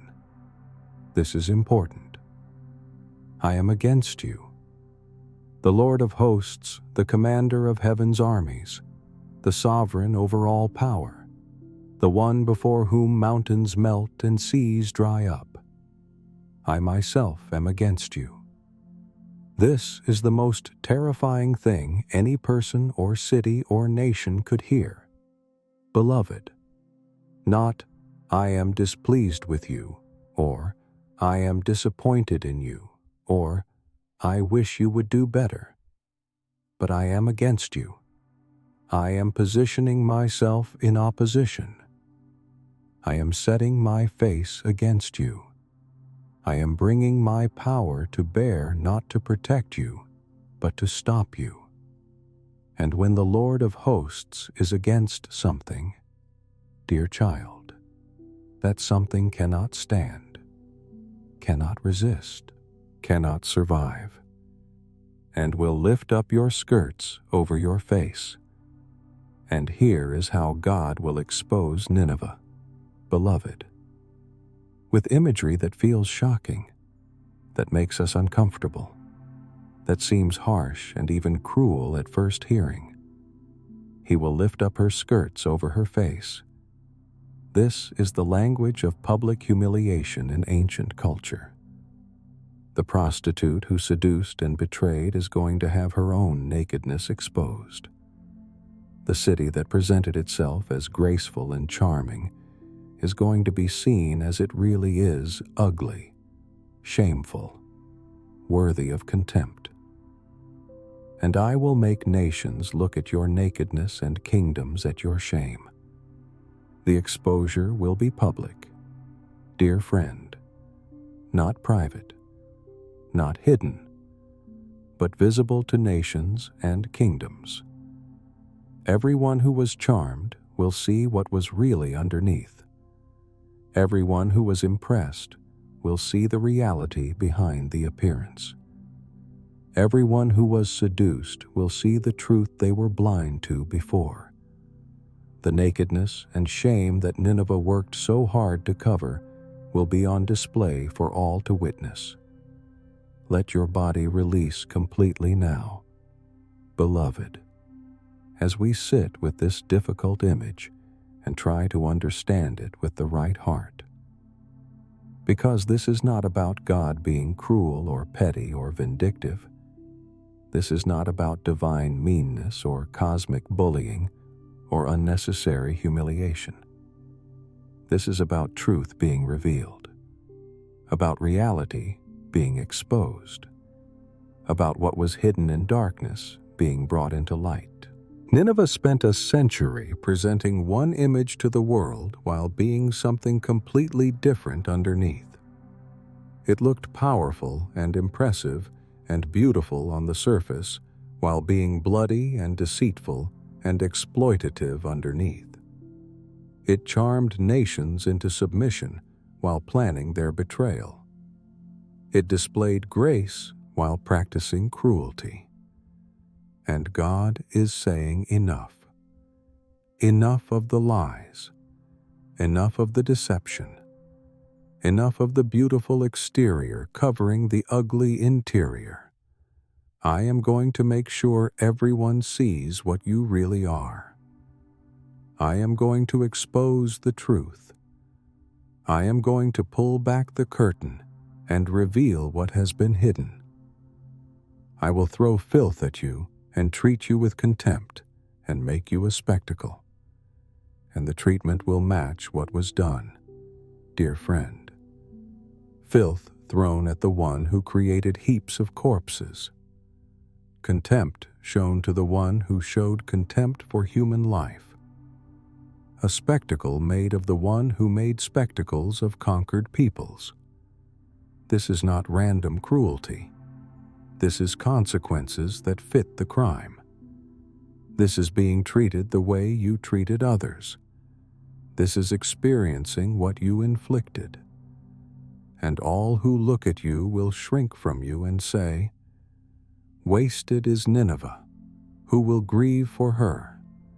And when the exposure is complete, beloved, when the nakedness and shame are on display, when the filth is thrown and the contempt is shown and the spectacle is made, people will shrink away, will not want to be associated anymore, will not want to be connected, will look at what remains and say simply, with no emotion, with no grief, "Wasted is Nineveh, destroyed, ruined, gone. And who will grieve? Who will mourn? Who will feel sad about this loss? Where shall I seek comforters for you?" The question is rhetorical. Dear friend, there are no comforters, no one to mourn, no one to grieve, because Nineveh built no real relationships, created no genuine love, established no true bonds. All its relationships were based on fear or exploitation or deadly charms. And when you build your life that way, when the end comes, you discover you are alone. No one seeks to comfort you because no one actually loved you. They were charmed by you, intimidated by you, impressed by you, used by you, betrayed by you but loved by you, cared for by you, genuinely valued by you. Never. Breathe very slowly now. Beloved, as we turn this harsh message into healing medicine for our own souls, because this passage is not primarily about satisfying some desire for revenge or taking pleasure in the suffering of enemies. This is about justice, about consequences, about truth being revealed, about evil being exposed and stopped and prevented from continuing to harm. Not revenge, but justice. When we read about God lifting up Nineveh's skirts and exposing her nakedness and throwing filth and treating with contempt, we must understand this is not divine cruelty. This is divine justice. This is what happens when a power that has shown no mercy receives the justice it has earned. This is what occurs when a city that has betrayed nations finds itself abandoned by those nations. This is the natural consequence of building everything on lies and blood and deadly charms when truth is finally revealed. When the beautiful exterior is stripped away, there is nothing underneath but shame and ugliness and emptiness, and the comfort for victims. Dear child, the comfort for all who have been crushed and exploited and betrayed by powers that seemed too great to challenge, is this: God sees, God knows, God will expose the truth. What looks impressive now will be revealed as empty. What appears graceful now will be shown to be deadly. What seems powerful now will be stripped of its attractive exterior and displayed in all its ugly reality. And those who were charmed into submission will see clearly what they were dealing with. And those who were intimidated into silence will watch the oppressor be treated with the contempt it showed to others. And those who suffered in secret, while the city displayed its grace publicly, will witness that grace be removed and the truth be made known to all. So if you have been wronged by someone who maintained a graceful appearance while being cruel underneath, beloved, if you have been betrayed by power that looked beautiful on the surface while being exploitative below, if you have been victimized by someone who presented themselves as trustworthy while actually being deadly, know that God sees the truth. Know that He is not fooled by the attractive exterior. Know that He will, in His time and His way, expose what has been hidden, reveal what has been covered, make public what was done in private, and ensure that the graceful facade finally falls away and the ugly reality is seen by all who need to see it. And the warning for us, precious one, is to examine our own hearts. Where have we presented a graceful exterior while being something else underneath? Where have we charmed people into trusting us while actually planning to use them? Where have we maintained an impressive appearance while our actual treatment of others was contemptible? Where have we been more concerned with looking good than with being good? More focused on maintaining our reputation than on living with integrity? More invested in our public image than in our private character? Because the principle applies to us too. Dear friend, what is hidden will be revealed. What is covered will be exposed. What we have built on lies and deception and deadly charms will eventually be stripped away and the truth will be known. And we can either live in fear of that exposure, constantly working to maintain the facade and terrified of being seen as we really are, or we can live in the freedom of honesty, allowing our exterior to match our interior, our appearance to reflect our reality, our reputation to be based on who we actually are rather than on who we pretend to be. The God who exposes Nineveh's shame is also the God who offers to cover your shame. Beloved, the one who throws filth at the unrepentant oppressor is also the one who washes clean the repentant sinner. The Lord of hosts, who sets himself against the proud city that will not turn, is also the stronghold in the day of trouble for those who do turn, who do humble themselves, who do admit their need for Him, who do surrender their deadly charms and graceful facades and impressive appearances in exchange for genuine relationship, authentic character, real love. We end with a warning toward humility. Come to Him tonight. Dear child, with whatever shame you have been hiding, whatever ugliness you have been covering, whatever reality you have been disguising with graceful appearance, bring it into the light before it is forcibly exposed. Confess it before it is publicly revealed. Surrender it before it is violently stripped away. Let Him see your nakedness, not so He can humiliate you, but so He can cover you. Not so He can throw filth, but so He can wash you clean. Not so. He can treat you with contempt, but so He can treat you with tenderness that transforms, with love that heals, with mercy that makes you genuinely beautiful instead of just appearing beautiful, genuinely graceful instead of displaying deadly charms, genuinely worthy of love instead of merely seducing people into false relationship. And rest tonight in this truth. Beloved, the God who judges Nineveh is the God who saves you. The one who exposes the unrepentant is the one who covers the repentant.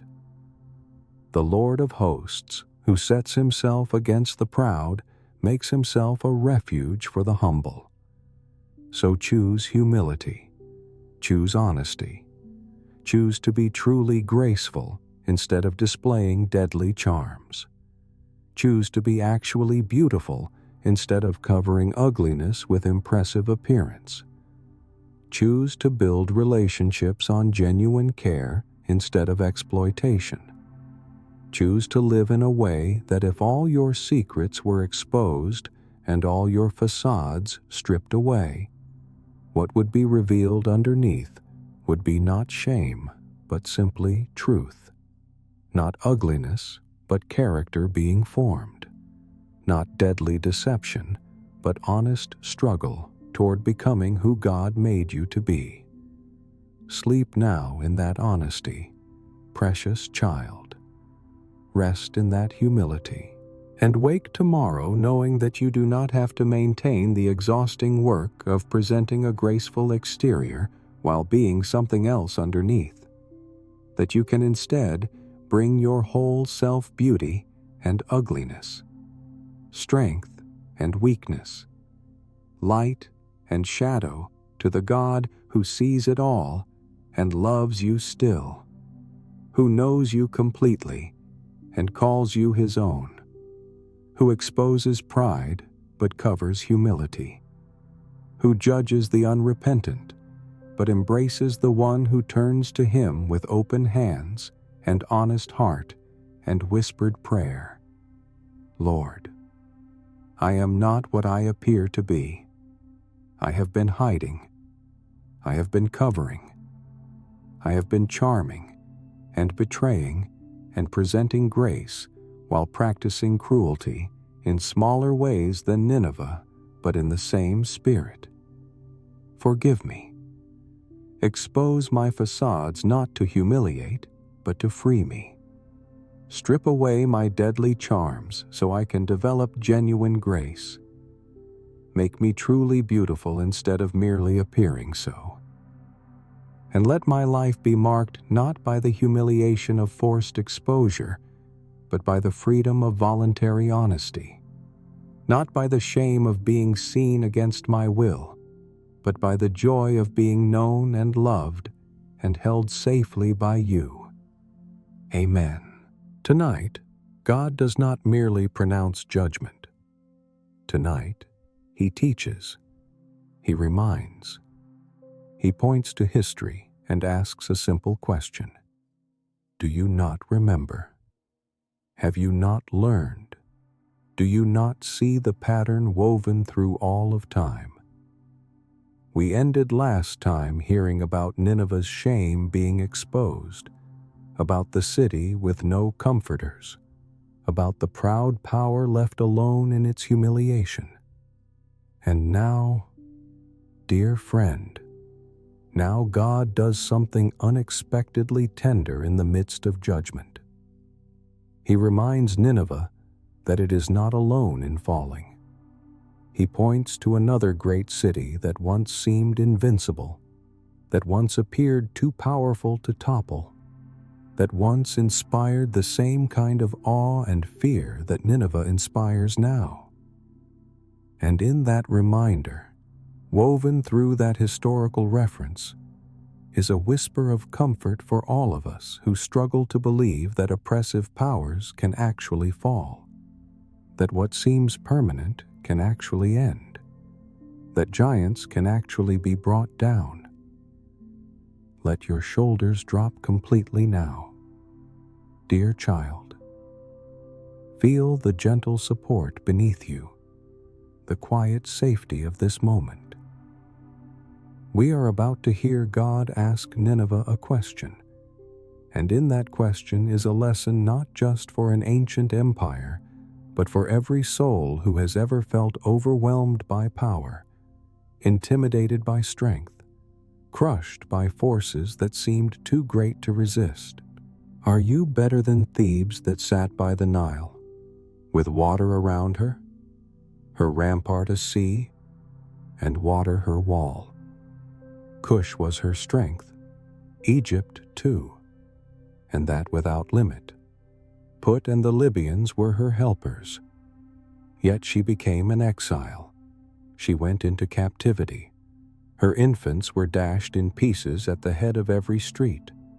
For her honored men lots were cast, and all her great men were bound in chains. Are you better than Thebes, God asks, beloved? Are you better than No Ammon, than Thebes, than that great Egyptian city that once ruled the world? This is not a rhetorical question meant to humiliate. This is a genuine inquiry designed to awaken memory, to stir reflection, to help Nineveh see what it has somehow forgotten or never truly understood. Are you better? Are you stronger? Are you more secure? Are you more invincible? That sat by the Nile, with water around her, her rampart a sea, and water her wall. Thebes was perfectly positioned, dear friend. It sat by the great Nile River. Water surrounded it. The river itself was a rampart, a defensive wall. Geography seemed to guarantee security. Nature itself appeared to protect this city. Who could attack when water formed such a barrier? Who could conquer when the very layout of the land created such obvious defense? Cush was her strength, Egypt too, and that without limit. Put and the Libyans were her helpers, and Thebes had allies, beloved, powerful allies. Cush to the south, Egypt surrounding it. Put and the Libyans as helpers. This was not a small, isolated city hoping to survive alone. This was a great power with vast resources, extensive alliances, seemingly unlimited strength. If you made a list of all the reasons a city should be safe, Thebes would check every box. Geography perfect. Resources abundant. Allies powerful. Position strategic. Everything suggested permanence, invincibility, security beyond question. Yet she became an exile. She went into captivity. And yet, dear friend, yet, despite all the advantages, despite all the strength, despite all the allies and the water walls and the unlimited resources, yet she became an exile. Yet she went into captivity. In 663 BC, just decades before Nahum prophesied, the Assyrian king Ashurbanipal conquered Thebes. The invincible city fell. The perfectly positioned power was defeated. The rampart of water did not save it. The unlimited strength of Egypt did not protect it. The helpers did not help enough. And Thebes, great Thebes, mighty Thebes, became an exile. Let your breathing slow even more now, beloved, as we receive what this means. History repeats for those who do not learn its lessons. Nineveh conquered Thebes. Nineveh knows what happened to that great city. Nineveh witnessed its fall, participated in its destruction, saw with its own eyes that even the mightiest power is not actually invincible, that even the most perfectly positioned city can fall, that geography and allies and unlimited resources cannot save you when judgment comes. And now God asks, have you learned nothing from this? Do you not see that if Thebes could fall, you can fall too? Do you not understand that the same principles apply to you, that the same vulnerability exists in you, that you are not somehow exempt from the patterns woven through history just because you are currently powerful, currently feared, currently appearing invincible. Her infants were dashed in pieces at the head of every street, and the fall was brutal, dear child. Not gentle, not merciful. Infants were killed in the streets, the most innocent, the most vulnerable, those who had nothing to do with whatever sins brought judgment on the city they suffered. This is the terrible reality of conquest, beloved.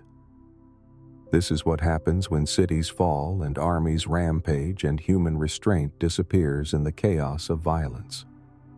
The weak suffer most. The vulnerable are crushed. The innocent die alongside the guilty. For her honored men, lots were cast, and all her great men were bound in chains. And the powerful were humiliated, dear friend. The honored men, those who held positions of respect and authority, were treated like property.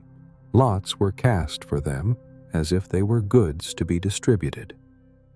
The great men, those who once commanded and ruled and made decisions that affected thousands, were bound in chains like common criminals. All their honor meant nothing. All their greatness provided no protection. They fell like everyone else, perhaps even more humiliatingly, because they fell from greater heights. Breathe deeply now, beloved, as we sit with this historical memory and let it teach us. The Lord reminds us of what we forget. We forget that all empires fall. We forget that all great powers eventually crumble. We forget that what looks permanent today will be ruins tomorrow. We forget because we live in the moment, because present reality feels so solid, because what exists now seems like it must exist forever. But God remembers. God sees the long arc. God knows the pattern. And He gently, patiently reminds us. Remember Thebes. Remember what seemed invincible but fell. Remember what appeared permanent but became exile. Remember what looked secure but went into captivity. And if you are being oppressed tonight, precious child, if there is a power in your life that seems too great to challenge, a person who appears too strong to resist, a system that looks too established to change, remember Thebes. Remember that what seems invincible is actually vulnerable. Remember that what appears permanent is actually temporary. Remember that the same God who allowed Thebes to fall, despite its perfect position and unlimited strength, can bring down whatever oppresses you. No matter how strong it looks, no matter how well defended it seems, no matter how many allies it has. And if you are the one with power, beloved, if you are in a position of strength, if you have authority or influence or control over others, remember Thebes. Remember that your power is not as secure as it feels. Remember that your position is not as permanent as it appears. Remember that geography and resources and allies did not save that great city, and they will not save you either if you use your power to oppress, if you build your security on crushing others, if you think your strength makes you invincible. Now let your body settle even deeper into rest, dear friend. We have heard God remind Nineveh about Thebes, about the great city that fell despite every advantage. And now, He turns from historical reminder to present reality, from what happened to another city to what will happen to this city, from past example to future certainty. And as he speaks, he names all the things Nineveh trusts in and shows with terrible gentleness that none of them will save, none of them will protect, none of them will stand when judgment finally comes. You also will be drunken. You will go into hiding. You also will seek a refuge from the enemy. All your fortresses are like fig trees with first ripe figs. If shaken, they fall into the mouth of the eater. Behold, your troops are women in your midst. The gates of your land are wide open to your foes. Fire has devoured your bars. You also will be drunken. You will go into hiding. You also, God says to Nineveh, not just Thebes, not just other cities, but you also. You will experience what Thebes experienced. You will be drunken, confused, disoriented, unable to think clearly or respond effectively, and you will go into hiding, beloved. You who made others hide in fear will yourself hide. You who caused terror will feel terror. You who sent nations running will yourself run, seeking safety. You also will seek a refuge from the enemy, and you will seek refuge, dear friend. Fortresses, armies, strategies all become useless. You who were supposed to be a refuge of power will discover you need refuge from those coming to judge you. You who inspired others to seek shelter from your wrath will yourself seek shelter from the wrath directed at you. And where will you turn? Where will you hide? Where will you find safety when the judgment you deserve finally arrives? Let your breathing deepen now, beloved, as we hear what happens to all the things Nineveh trusts in. All your fortresses are like fig trees with first ripe figs. If shaken, they fall into the mouth of the eater. The fortresses Nineveh relies on, dear child, the massive walls and defensive structures that seemed so strong, so permanent, so able to protect, they are actually fragile, like ripe figs on a tree. One shake, and they fall. One moment of pressure, and they collapse right into the mouth of the attacker.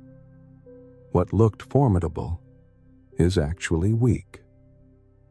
What appeared strong is actually vulnerable.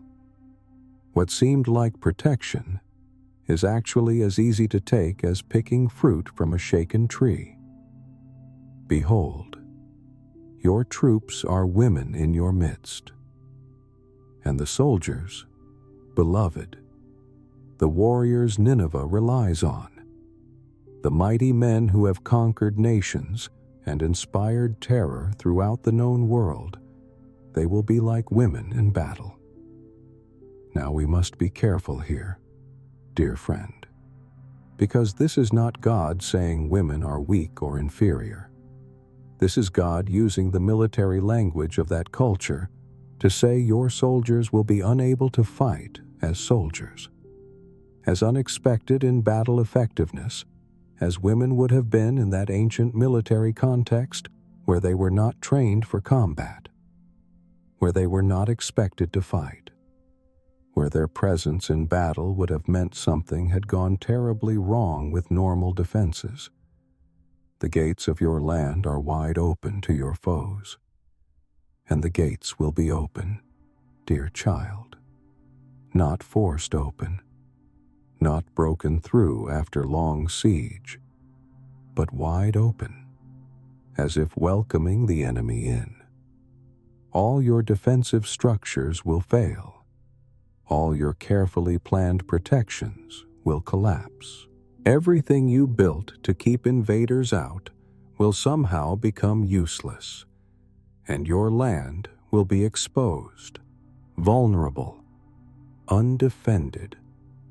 Fire has devoured your bars, the bars that held gates closed.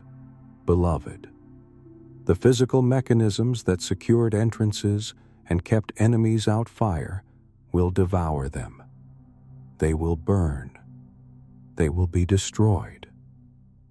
And with them gone, there is nothing to stop the invaders, nothing to slow their progress, nothing to give you time to organize a defense. Let your shoulders release completely now. Dear friend, as we receive what God is teaching through these images, this is not about specific military tactics or detailed predictions of how the siege will unfold. This is about something deeper, something that applies not just to ancient Nineveh, but to every soul who has ever put trust in the wrong things, who has built security on foundations that cannot hold, who has believed that human strength and clever strategies and impressive fortifications can somehow protect from consequences that divine justice has decreed. Your fortresses will not save you. Your troops will not defend you effectively. Your gates will not keep danger out. Your bars will be destroyed. Everything you have trusted in, everything you have built your security on, everything you have believed would protect you when trouble came, it will all fail.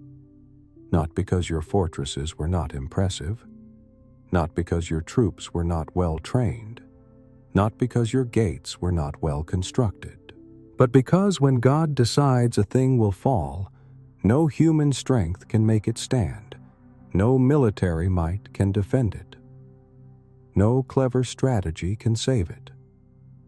And loi moi dat long tin noi chua, an invitation to place your trust in the Lord. This is the gentle whisper underneath all these harsh words. Beloved, the invitation woven through the judgment. If fortresses fail and troops become ineffective and gates open wide and bars burn, where should you put your trust? Not in walls, but in the one who is a stronghold in the day of trouble. Not in soldiers, but in the one who commands heaven's armies.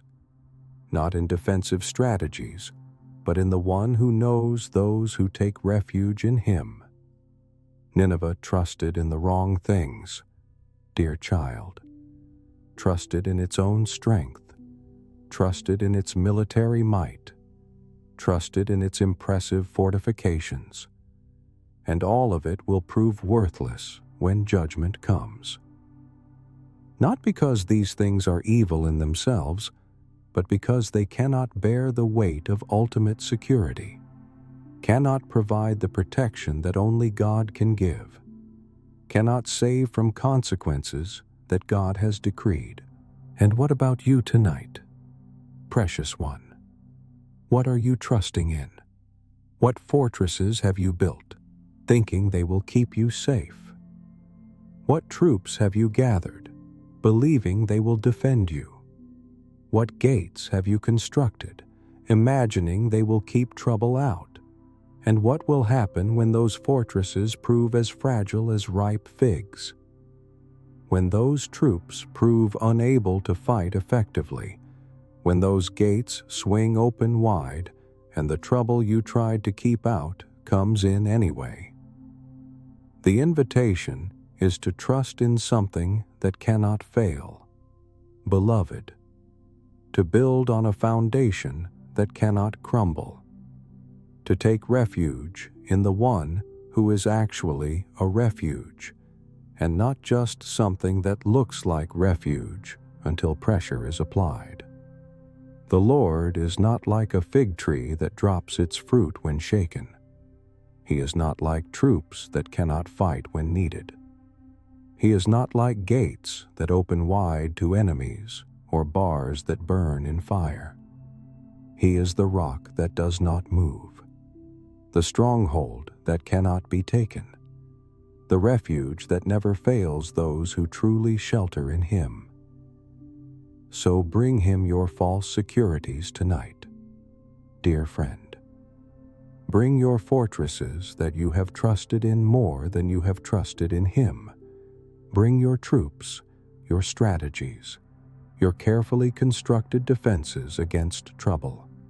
Bring them and confess that you have been putting faith in things that cannot ultimately save, and ask Him to teach you to trust in Him instead, to find your security not in what you can build or gather or organize, but in who He is, in His goodness, in His faithfulness, in His promise to be present with those who call on Him, to be a stronghold for those who need Him, to save those who cannot save themselves.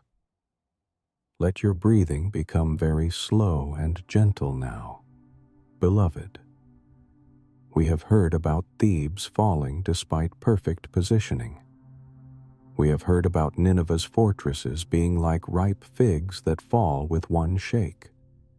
We have heard about troops becoming ineffective and gates opening wide and bars being devoured by fire. And now we must pause and let these ancient words become medicine for our modern souls. Let these historical examples become wisdom for our present struggles. Let these prophecies about fallen empires become comfort for our weary hearts. Breathe with me, dear child, slowly, gently. Let each breath carry away a little more tension, a little more fear, a little more of the burden you have been carrying. And as you breathe, let your heart open to receive what the Holy Spirit wants to whisper to you through these difficult passages. Power is not a refuge. This is the first lesson woven through everything we have heard tonight. Beloved, Thebes had power, unlimited strength, vast resources, powerful allies, and it fell. Nineveh has power, impressive fortresses, trained troops, strong defenses, and it will fall. Power does not save.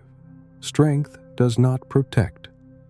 Might does not provide security, not ultimate security, not the kind that lasts, not the kind that holds when real trouble comes. And we must let this truth sink deep, dear friend. We must feel the weight of it, because we live in a world that worships power, that teaches us to pursue strength, that tells us safety comes from being strong enough, rich enough, connected enough, defended enough.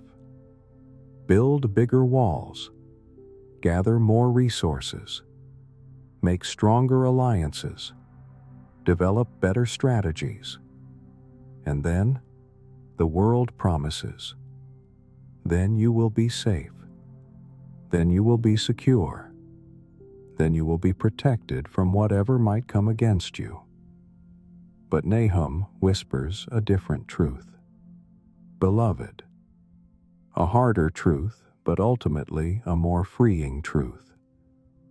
Power fails, fortresses crumble, troops become ineffective, gates open wide, bars burn in fire. And if you have built your security on these things, if you have trusted in your own strength or your accumulated resources or your carefully constructed defenses, you will discover in the day of trouble that what you trusted in cannot actually save you, that ripe figs fall when shaken, that women do not defend cities effectively, that wide-open gates provide no protection at all. Only the Lord brings true peace. This is the second lesson, dear child. The positive truth underneath the negative warning. If power is not a refuge, what is if fortresses fail? Where is safety? If troops cannot defend and gates cannot protect, where do we turn? We turn to the one who is actually a stronghold and not just something that looks like one until tested. We run to the one who is truly a refuge, and not just a temporary shelter that collapses when real storms come. We hide in the one who knows those who take shelter in him, and who does not let them be swept away when judgment falls on the wicked and consequences come for the oppressor. Let your body release completely now, beloved, as we make this personal, as we bring these ancient truths into your present reality, as we ask the Holy Spirit to show you where you have been trusting in fortresses instead of in God, where you have been building your security on things that will fail instead of on the one who never fails. Maybe you have been trusting in money, in accumulated wealth, in financial security. You have been building a fortress of savings and investments, gathering resources thinking they will protect you from whatever might come. And Nahum whispers gently, "Those are fig trees, beloved. One shake and the fruit falls. One economic crisis and the security you built dissolves. One unexpected expense and the protection you counted on proves inadequate. Do not trust in riches. Trust in the one who owns everything, who provides for his children, who promises to supply what you need." Or maybe you have been trusting in reputation, in what people think of you, in your carefully maintained image. You have been building walls of respectability, gathering troops of admirers, constructing gates to keep out criticism. And Nahum whispers softly, "Gates open wide. Dear friend, bars burn. Reputation can be destroyed in a moment. What people think can change overnight. And if your security is built on public opinion, you are building on sand, on ripe figs, on something that cannot hold when trouble actually comes. Or maybe you have been trusting in your own strength, in your ability to handle things, in your competence and intelligence and resourcefulness. You have been building fortresses of self-sufficiency, training yourself to be strong enough to face whatever comes, believing that if you just develop enough skills and gather enough knowledge and become capable enough, you will be able to protect yourself from danger. And Nahum whispers tenderly, "Troops become like women in battle. Beloved, your strength will fail when you need it most. Your competence will prove inadequate when facing troubles you never trained for. Your self-sufficiency will discover its limits when confronted with problems too big for human capability to solve. Breathe very slowly now. Dear child, as we turn these lessons into prayer, into confession, into gentle surrender of the false securities we have been clinging to. Because the point is not to leave you feeling hopeless or unprotected or vulnerable to every danger. The point is to help you see where your hope actually lies, where true protection is found, where real security exists. It is not in fortresses, but in the God who is a stronghold, not in troops, but in the Lord of hosts, not in gates and bars, but in the one who guards those who take refuge in him, not in your strength, but in his power, not in your resources, but in his provision, not in your defenses, but in his protection. So come to him tonight, beloved. Come with all your false securities, all your carefully constructed fortresses, all your accumulated defenses. Come and lay them at his feet. Not because he is cruel and wants to take them away just to leave you unprotected, but because he is good and wants to replace them with himself, wants to become for you what they never actually were, wants to be your true security instead of the false security you have been trusting in. Say to him, Lord, I have been like Thebes, trusting in my position, in my advantages, in my resources, thinking these made me safe. Say to him, I have been like Nineveh, building fortresses and training troops and constructing defenses, believing my own strength would protect me. Say to him, but I am learning, slowly, painfully, that these things fail, that figs fall when shaken, that gates open wide, that bars burn in fire. Say to him, teach me to trust in you instead. Teach me to find my security not in what I can build or gather or defend, but in who you are, in your goodness, in your faithfulness, in your promise to be a refuge for those who need one, a stronghold for those who are weak, a shelter for those who cannot protect themselves. And he will answer, precious child. He will whisper back, I am here. I have always been here. I have been waiting for you to stop trusting in fortresses and start trusting in me, to stop relying on troops and start relying on my strength, to stop building gates and start entering through the gate that is Christ, to stop trying to secure yourself and start letting me secure you in my love, in my care, in my unchanging commitment to those who belong to me. Let your last thoughts tonight be of his goodness, beloved, not of Nineveh falling, or Thebes destroyed, or fortresses crumbling, but of the God who remains when everything else fails, who stands when all other supports collapse, who is present when every other refuge proves false. He is your stronghold. He is your fortress. He is your high tower. He is your defense. Not walls of stone, but arms of love. Not gates of metal, but grace that guards. Not troops of soldiers, but the presence of the one who is both perfectly powerful and perfectly gentle, both mighty enough to save and tender enough to care about every small fear in your anxious heart. Sleep now in that security, dear child.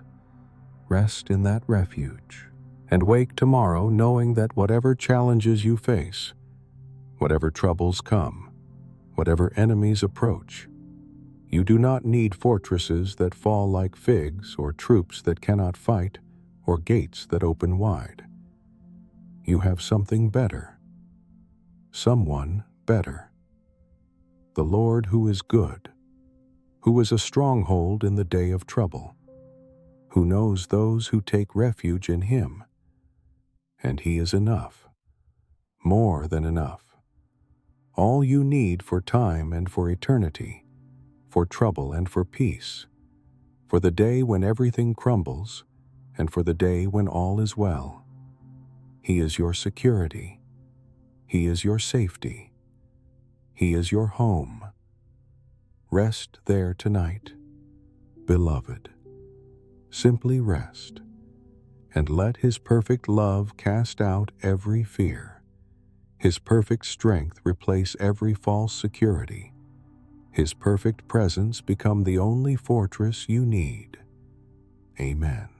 We have walked a long journey together through the Book of Nahum, through prophecies that at first seemed harsh but revealed themselves to be comfort, through judgments that appeared cruel but proved to be liberation, through words that sounded like anger but carried underneath them the heartbeat of a God who loves his people too much to let them be crushed forever by powers that show no mercy.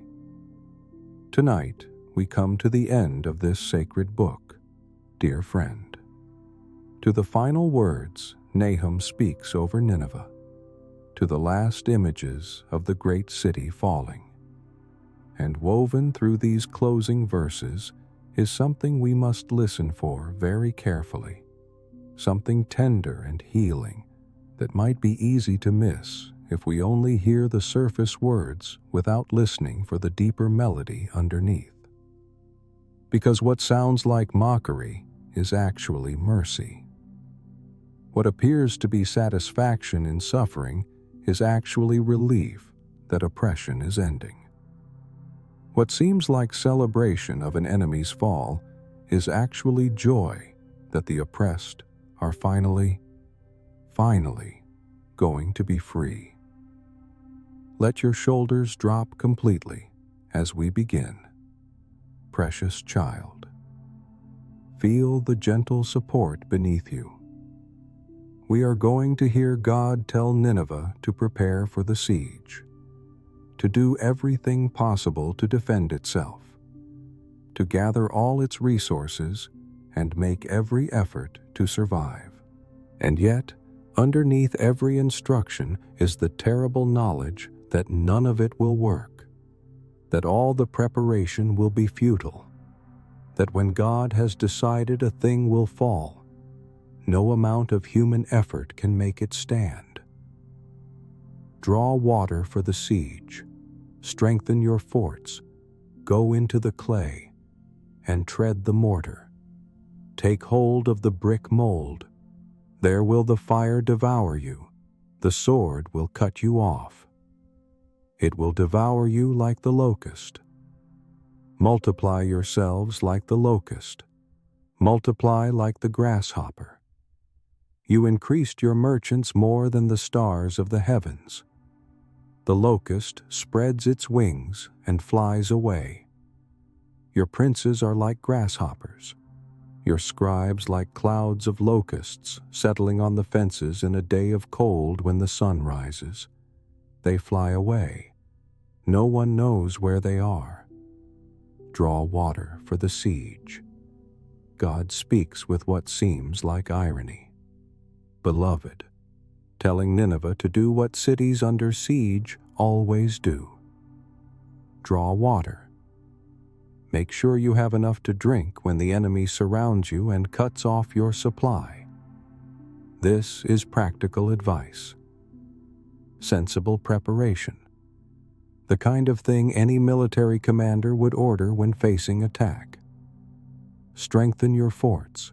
Go into the clay and tread the mortar. Take hold of the brick mold and repair your walls. Dear friend, make bricks. Mix mortar.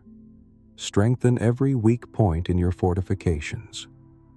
Do the work of preparation. Take the steps that might save you. Use your time wisely. Do everything possible to make yourself ready for what is coming. But then, beloved, then comes the turn. There will the fire devour you. The sword will cut you off.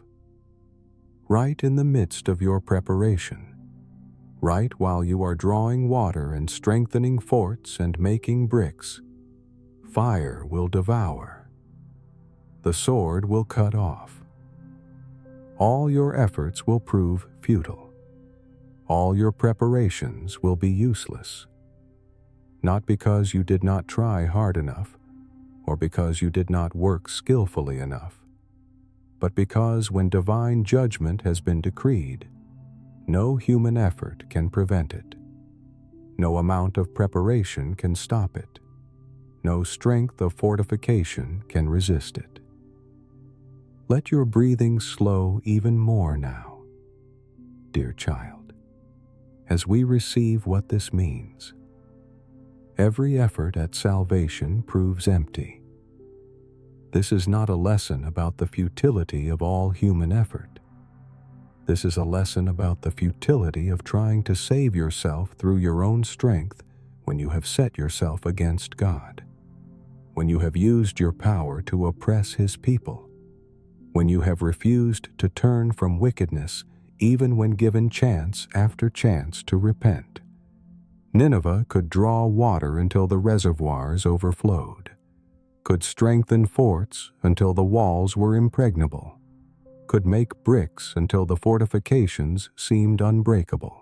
But none of it would save the city, because the problem was not weak defenses, but persistent wickedness, not inadequate preparation, but unrepented cruelty, not insufficient effort, but hardened hearts that refused to turn from evil even when they could see judgment approaching. It will devour you like the locust, and the destruction will be complete. Beloved, like locusts devouring a field, leaving nothing green, nothing growing, nothing alive. This is total consumption, absolute removal, nothing left when the judgment is finished. Multiply yourselves like the locust, multiply like the grasshopper. And here the irony deepens.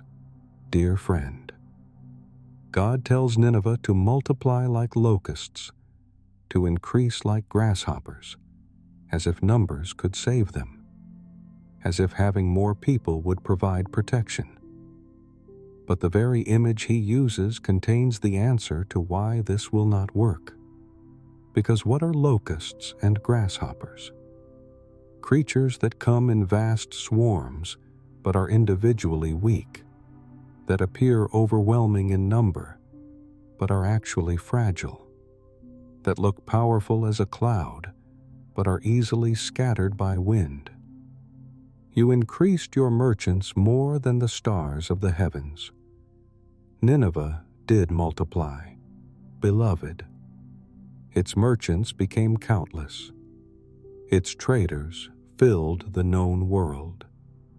Its commercial network expanded until it seemed there were more Assyrian merchants than stars in the sky. The city grew rich through trade, powerful through commerce, connected through a vast network of business relationships that stretched across nations. The locust spreads its wings and flies away. But when trouble comes, dear child, when the siege begins and danger arrives, what happens to all those merchants? They spread their wings and fly away, like locusts that settle on a fence when it is cold, but take flight the moment the sun rises and warmth returns, like grasshoppers that gather in clouds but scatter at the first disturbance. All those countless merchants will disappear, will flee, will seek their own safety and leave Nineveh to face its judgment alone. Your princes are like grasshoppers, your scribes like clouds of locusts settling on the fences in a day of cold when the sun rises. They fly away. No one knows where they are. And it is not just merchants, beloved. It is princes, leaders, those who should stay and fight and defend the city, and scribes, administrators, those who should remain and organize and help coordinate the defense. They are all like grasshoppers in cold weather, gathering together because conditions force them to, but ready to scatter the moment circumstances change, ready to fly away the moment staying becomes dangerous, ready to abandon Nineveh the instant their own survival requires it. When the sun rises, they fly away. No one knows where they are. And when they leave, dear friend, they disappear so completely that no one even knows where they went. They do not announce their departure. They do not explain where they are going. They do not leave word of how to find them. They simply vanish, leaving Nineveh alone, abandoned by the very people who should have stood with the city, deserted by those who benefited most from its power and wealth. Let your body settle even deeper into rest now, beloved, as we sit with this painful truth. When the Lord withdraws his hand, everything collapses. This is what happens when God's protection is removed, when His patience finally ends, when His decision to judge becomes action. Everything that looked stable proves fragile. Everyone who seemed loyal proves faithless. Every connection that appeared strong proves weak. The merchants fly away. The princes scatter. The scribes disappear. And the city that was once filled with countless people, that multiplied like grasshoppers and increased its traders beyond the stars, finds itself alone, abandoned, facing judgment with no one standing beside it.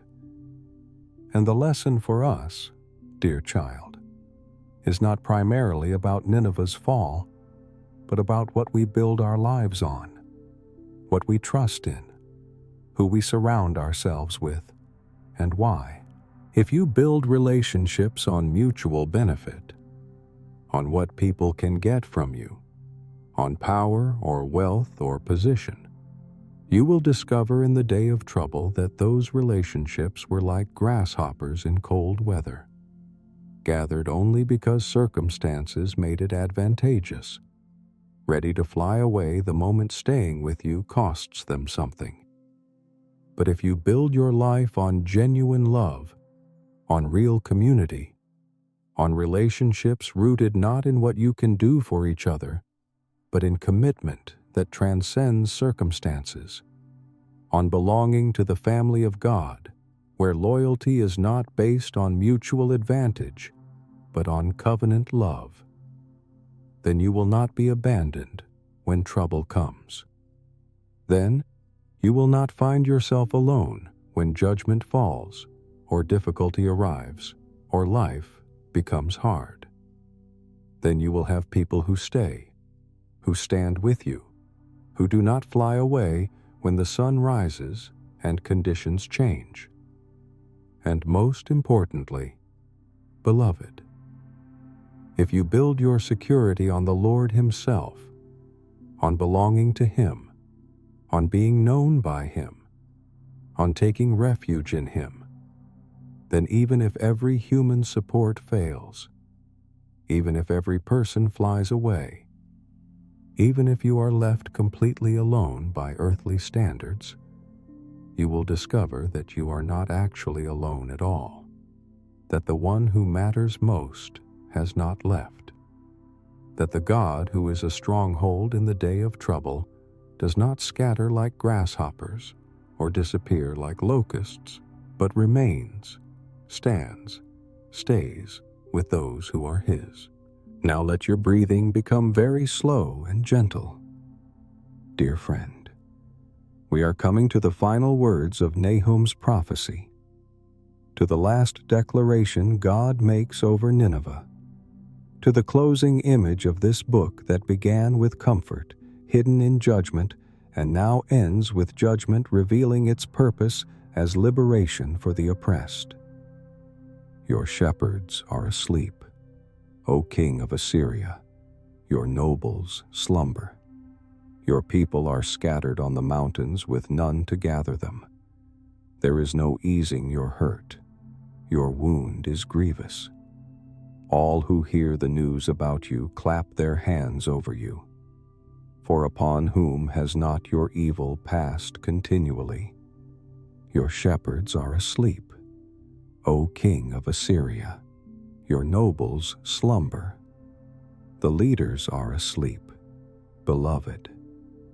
The shepherds who should be watching are slumbering. The nobles who should be organizing defense are not awake to the danger.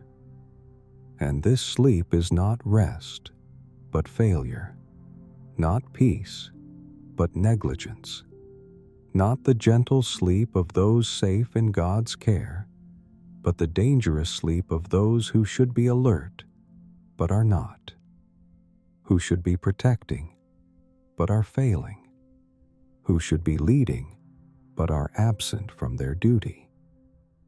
Your people are scattered on the mountains, with none to gather them.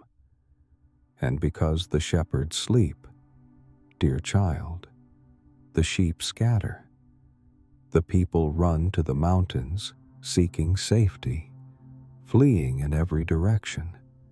And there is no one to gather them, no one to organize them, no one to bring them together and help them act as a unified defense. They are like sheep without a shepherd, scattered and vulnerable and alone. There is no easing your hurt. Your wound is grievous. And here God speaks the final diagnosis. Beloved, no easing, no remedy, no treatment that will help. The hurt cannot be soothed. The wound is too deep, too serious, too far gone for healing.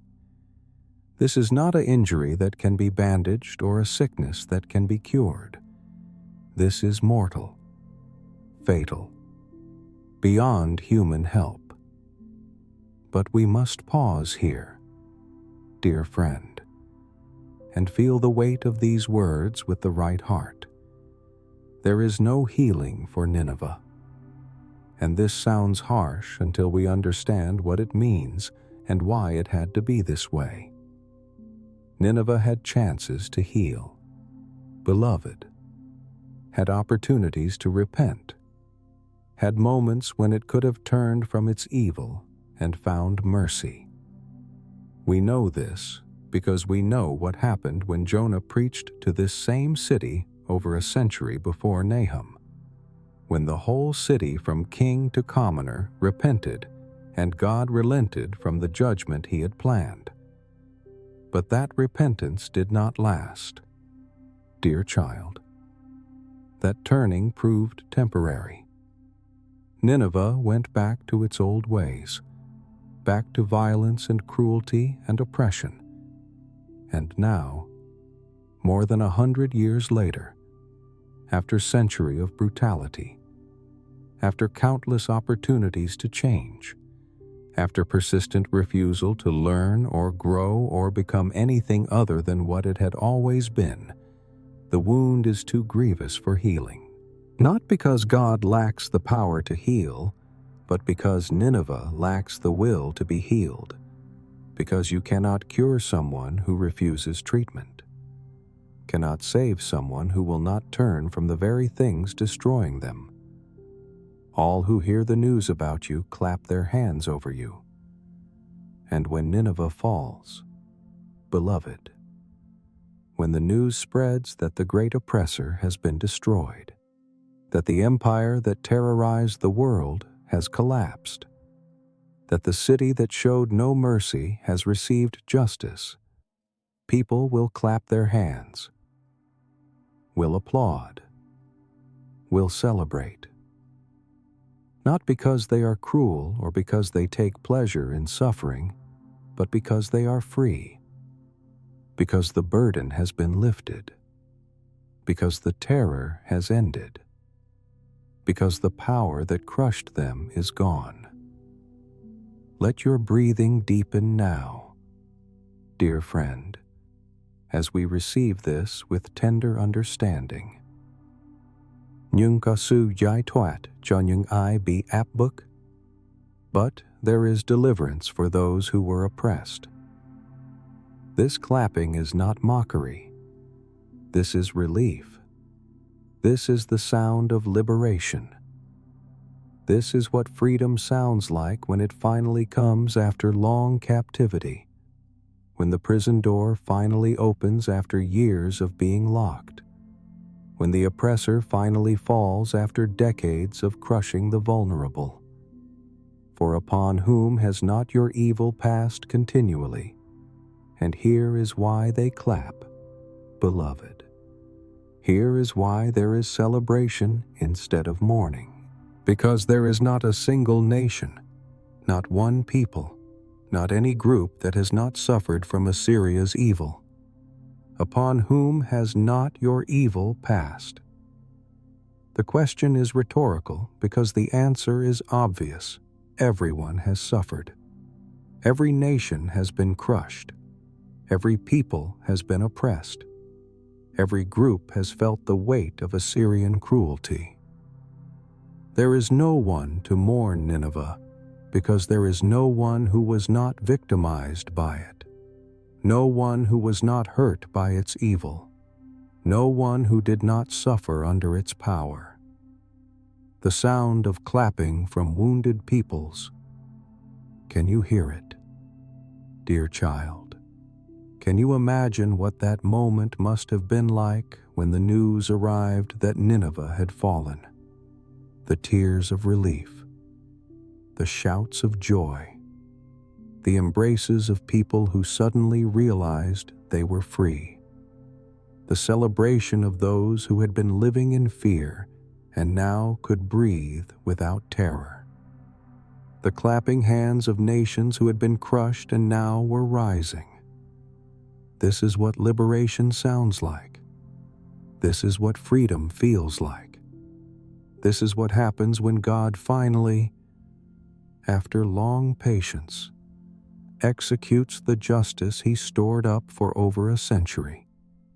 And if you have been oppressed, beloved, if someone has had power over you that felt absolute, if you have been crushed by a force that seemed too great to resist, if you have been victimized by someone whose evil passed continually over your life without stopping, without mercy, without end, hear what Nahum is saying to you in these final verses.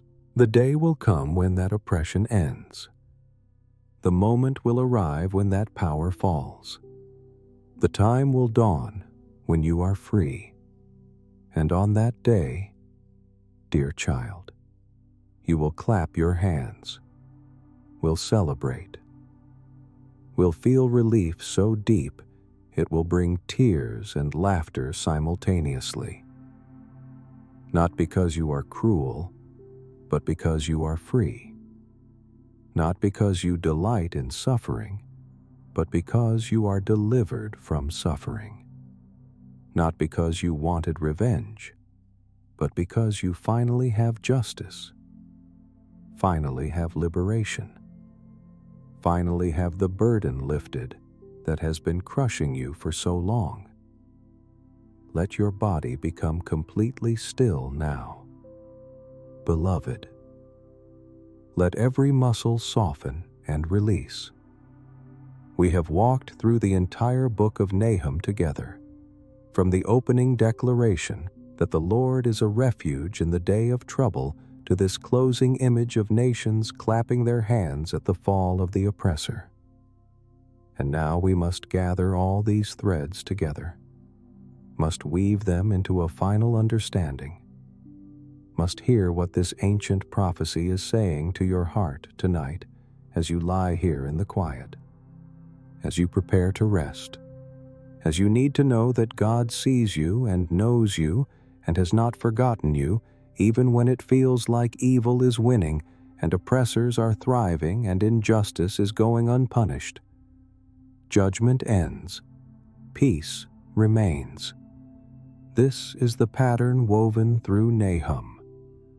Dear child, God judges Nineveh not because He delights in destruction, but because He delights in His people's freedom. He brings down the oppressor not because He is cruel, but because He is just. He executes judgment not as an end in itself, but as the necessary means to restoration, to liberation, to the peace that can only come when what has been crushing you is finally, completely, permanently removed. Remember how this book began. Beloved, with Nahum's name meaning comfort, with the declaration that the Lord is good, a stronghold in the day of trouble, with the promise that He knows those who take refuge in Him. And remember how it developed. Speaking of breaking yokes and bursting bonds, of messengers running over mountains with good news, of proclamations that the wicked will never pass through you again. All of it has been leading to this moment, to this final image of Nineveh fallen and nations freed and clapping hands echoing across the world as the oppressed discover they are oppressed no longer. And the comfort for you tonight, precious child, is that the same God who saw Judah's oppression sees yours. The same God who broke Assyria's yoke will break whatever yoke is on your neck. The same God who judged Nineveh will judge whatever power is oppressing you. Not on your timeline, perhaps, not in the way you might choose, but certainly, surely, with perfect justice and perfect timing and perfect wisdom about when and how to act. Duk Chu Troi Van Ken Yu Jun Ngai. God still watches over his people. He watched over Judah for over a century while they lived in fear of Assyria. He saw every tribute they paid. He knew every moment of terror they felt. He counted every tear they cried. And he was storing up justice, waiting for the right moment, preparing the instruments of judgment, getting ready to act in the perfect time to bring down the oppressor and set his people free. And he watches over you, beloved, sees what you are dealing with, knows what crushes you, counts your tears. And he is not indifferent. He is not passive. He is not looking the other way. He is a jealous God who cannot be casual when those he loves are being hurt. He is an avenging God who will not let evil continue forever without consequence. He is slow to anger, but great in power. Patient, but not passive. Giving space for repentance, but storing up wrath for those who persist in wickedness. So you can rest tonight, dear child, can release your need to make justice happen yourself, can surrender your desire for revenge, can let go of your urge to see the oppressor punished according to your timeline and your methods, because God will handle it, will execute justice, will bring down what needs to fall, will break what needs to break, will remove what needs to be removed. And you do not have to carry the burden of being the instrument of that judgment. You only have to be the recipient of the freedom it brings. Let your breathing become slow and peaceful now, beloved, as we come to the very end, as we prepare to close this book and let you rest, as we speak the final words that will carry you into sleep and guard your heart through the night, and give you strength to wake tomorrow and face whatever comes with the knowledge that you are not alone, not abandoned, not forgotten by the God who judges oppressors and comforts the oppressed. The final lullaby. Listen carefully, dear child. Let these words sink deep into your soul, deeper than fear can reach, deeper than pain can touch, into the place where truth lives and where God speaks, and where your identity as his beloved child is written in letters that nothing can erase. Kan He Yin Yi. Rest now, beloved. Rest in the knowledge that the Lord is good. Rest in the certainty that he is a stronghold in the day of trouble. Rest in the promise that he knows those who take refuge in him. Let your body relax completely. Let your mind cease its worried spinning. Let your heart release the fear it has been clutching, because you are safe here, protected here, held here in the arms of the God who melts mountains but holds you with infinite gentleness, who judges nations but treasures you with unfailing love, who brings down oppressors but lifts up the oppressed with tender strength, because evil cannot touch your soul anymore. Oh, precious child, do you understand what this means? Do you see what Nahum has been teaching us all along? The oppressor can hurt your body, can take your possessions, can make you suffer in this temporary life. But your soul, your true self, the eternal you that belongs to God and is hidden with Christ and is held in divine love that nothing can break, that cannot be touched by evil, cannot be stolen by oppressors, cannot be damaged by those who wish you harm. You are safe at the deepest level, beloved, safe in your soul, safe in your identity, safe in your belonging to God. And whatever happens in the temporal realm, whatever suffering you endure in this passing life, whatever oppression you face from powers that seem too great to resist, it cannot reach the core of who you are, cannot touch the reality of your belovedness, cannot change the fact that you are known and cherished and held by the one who is both powerful enough to save you and tender enough to care about every small fear in your anxious heart. The Lord has broken the yoke. The Lord has burst the bonds. The Lord has proclaimed that the wicked will not pass through you again, not because wickedness will never touch your life, but because it cannot touch your soul, cannot steal your identity, cannot remove you from the love of God that is in Christ Jesus, cannot separate you from the one who is your refuge, your stronghold, your safe place in every storm. So sleep now, dear child. Sleep deeply. Sleep peacefully. Sleep knowing that while you rest, God watches. While you are vulnerable in sleep, He stands guard. While you let go of conscious control, He holds you with deliberate love. You do not have to stay awake to protect yourself. You do not have to remain alert against danger. You do not have to fight even in your dreams to keep evil at bay, because He is your protector.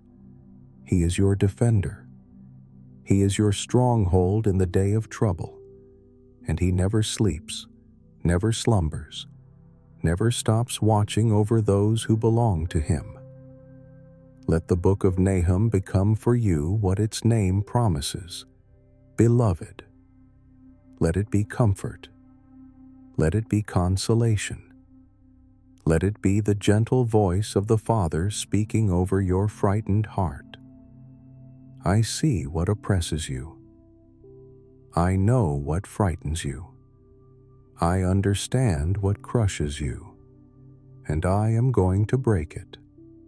Not today, perhaps, not in the way you expect, but certainly, surely, with perfect justice and perfect timing and perfect wisdom, the oppressor will fall. The yoke will be broken. The bonds will be burst. And you, my precious child, you will be free. You will keep your feasts. You will fulfill your vows. You will hear the good news proclaimed over the mountains of your life. Peace. The wicked has been utterly cut off, and you are safe. You are mine. You are held. And nothing in all creation, not Nineveh at its height, nor any power that oppresses you now. Nothing can separate you from my love, can touch your soul, can steal your identity as my beloved child, my treasured one, my precious lamb whom I watch over with jealous protection and tender care and fierce commitment to your ultimate freedom and eternal flourishing. Rest now, beloved. Rest completely. Rest knowing that the same God who broke Assyria watches over you tonight. The same God who judged Nineveh holds you tenderly. The same God who is fierce in justice is gentle in love. The same God who no one can stand before in judgment invites you to stand with Him in relationship, protected, known, safe, home. Sleep in that refuge. Sleep in that stronghold. Sleep in the goodness of the God who sees you, knows you, loves you, and who will never, ever let the oppressor have the final word over your soul. The Lord is good. He is a stronghold in the day of trouble, and He knows you, dear child. He knows you, and you are safe, forever safe, completely safe. Safe in the only place that truly matters, safe in Him. Amen.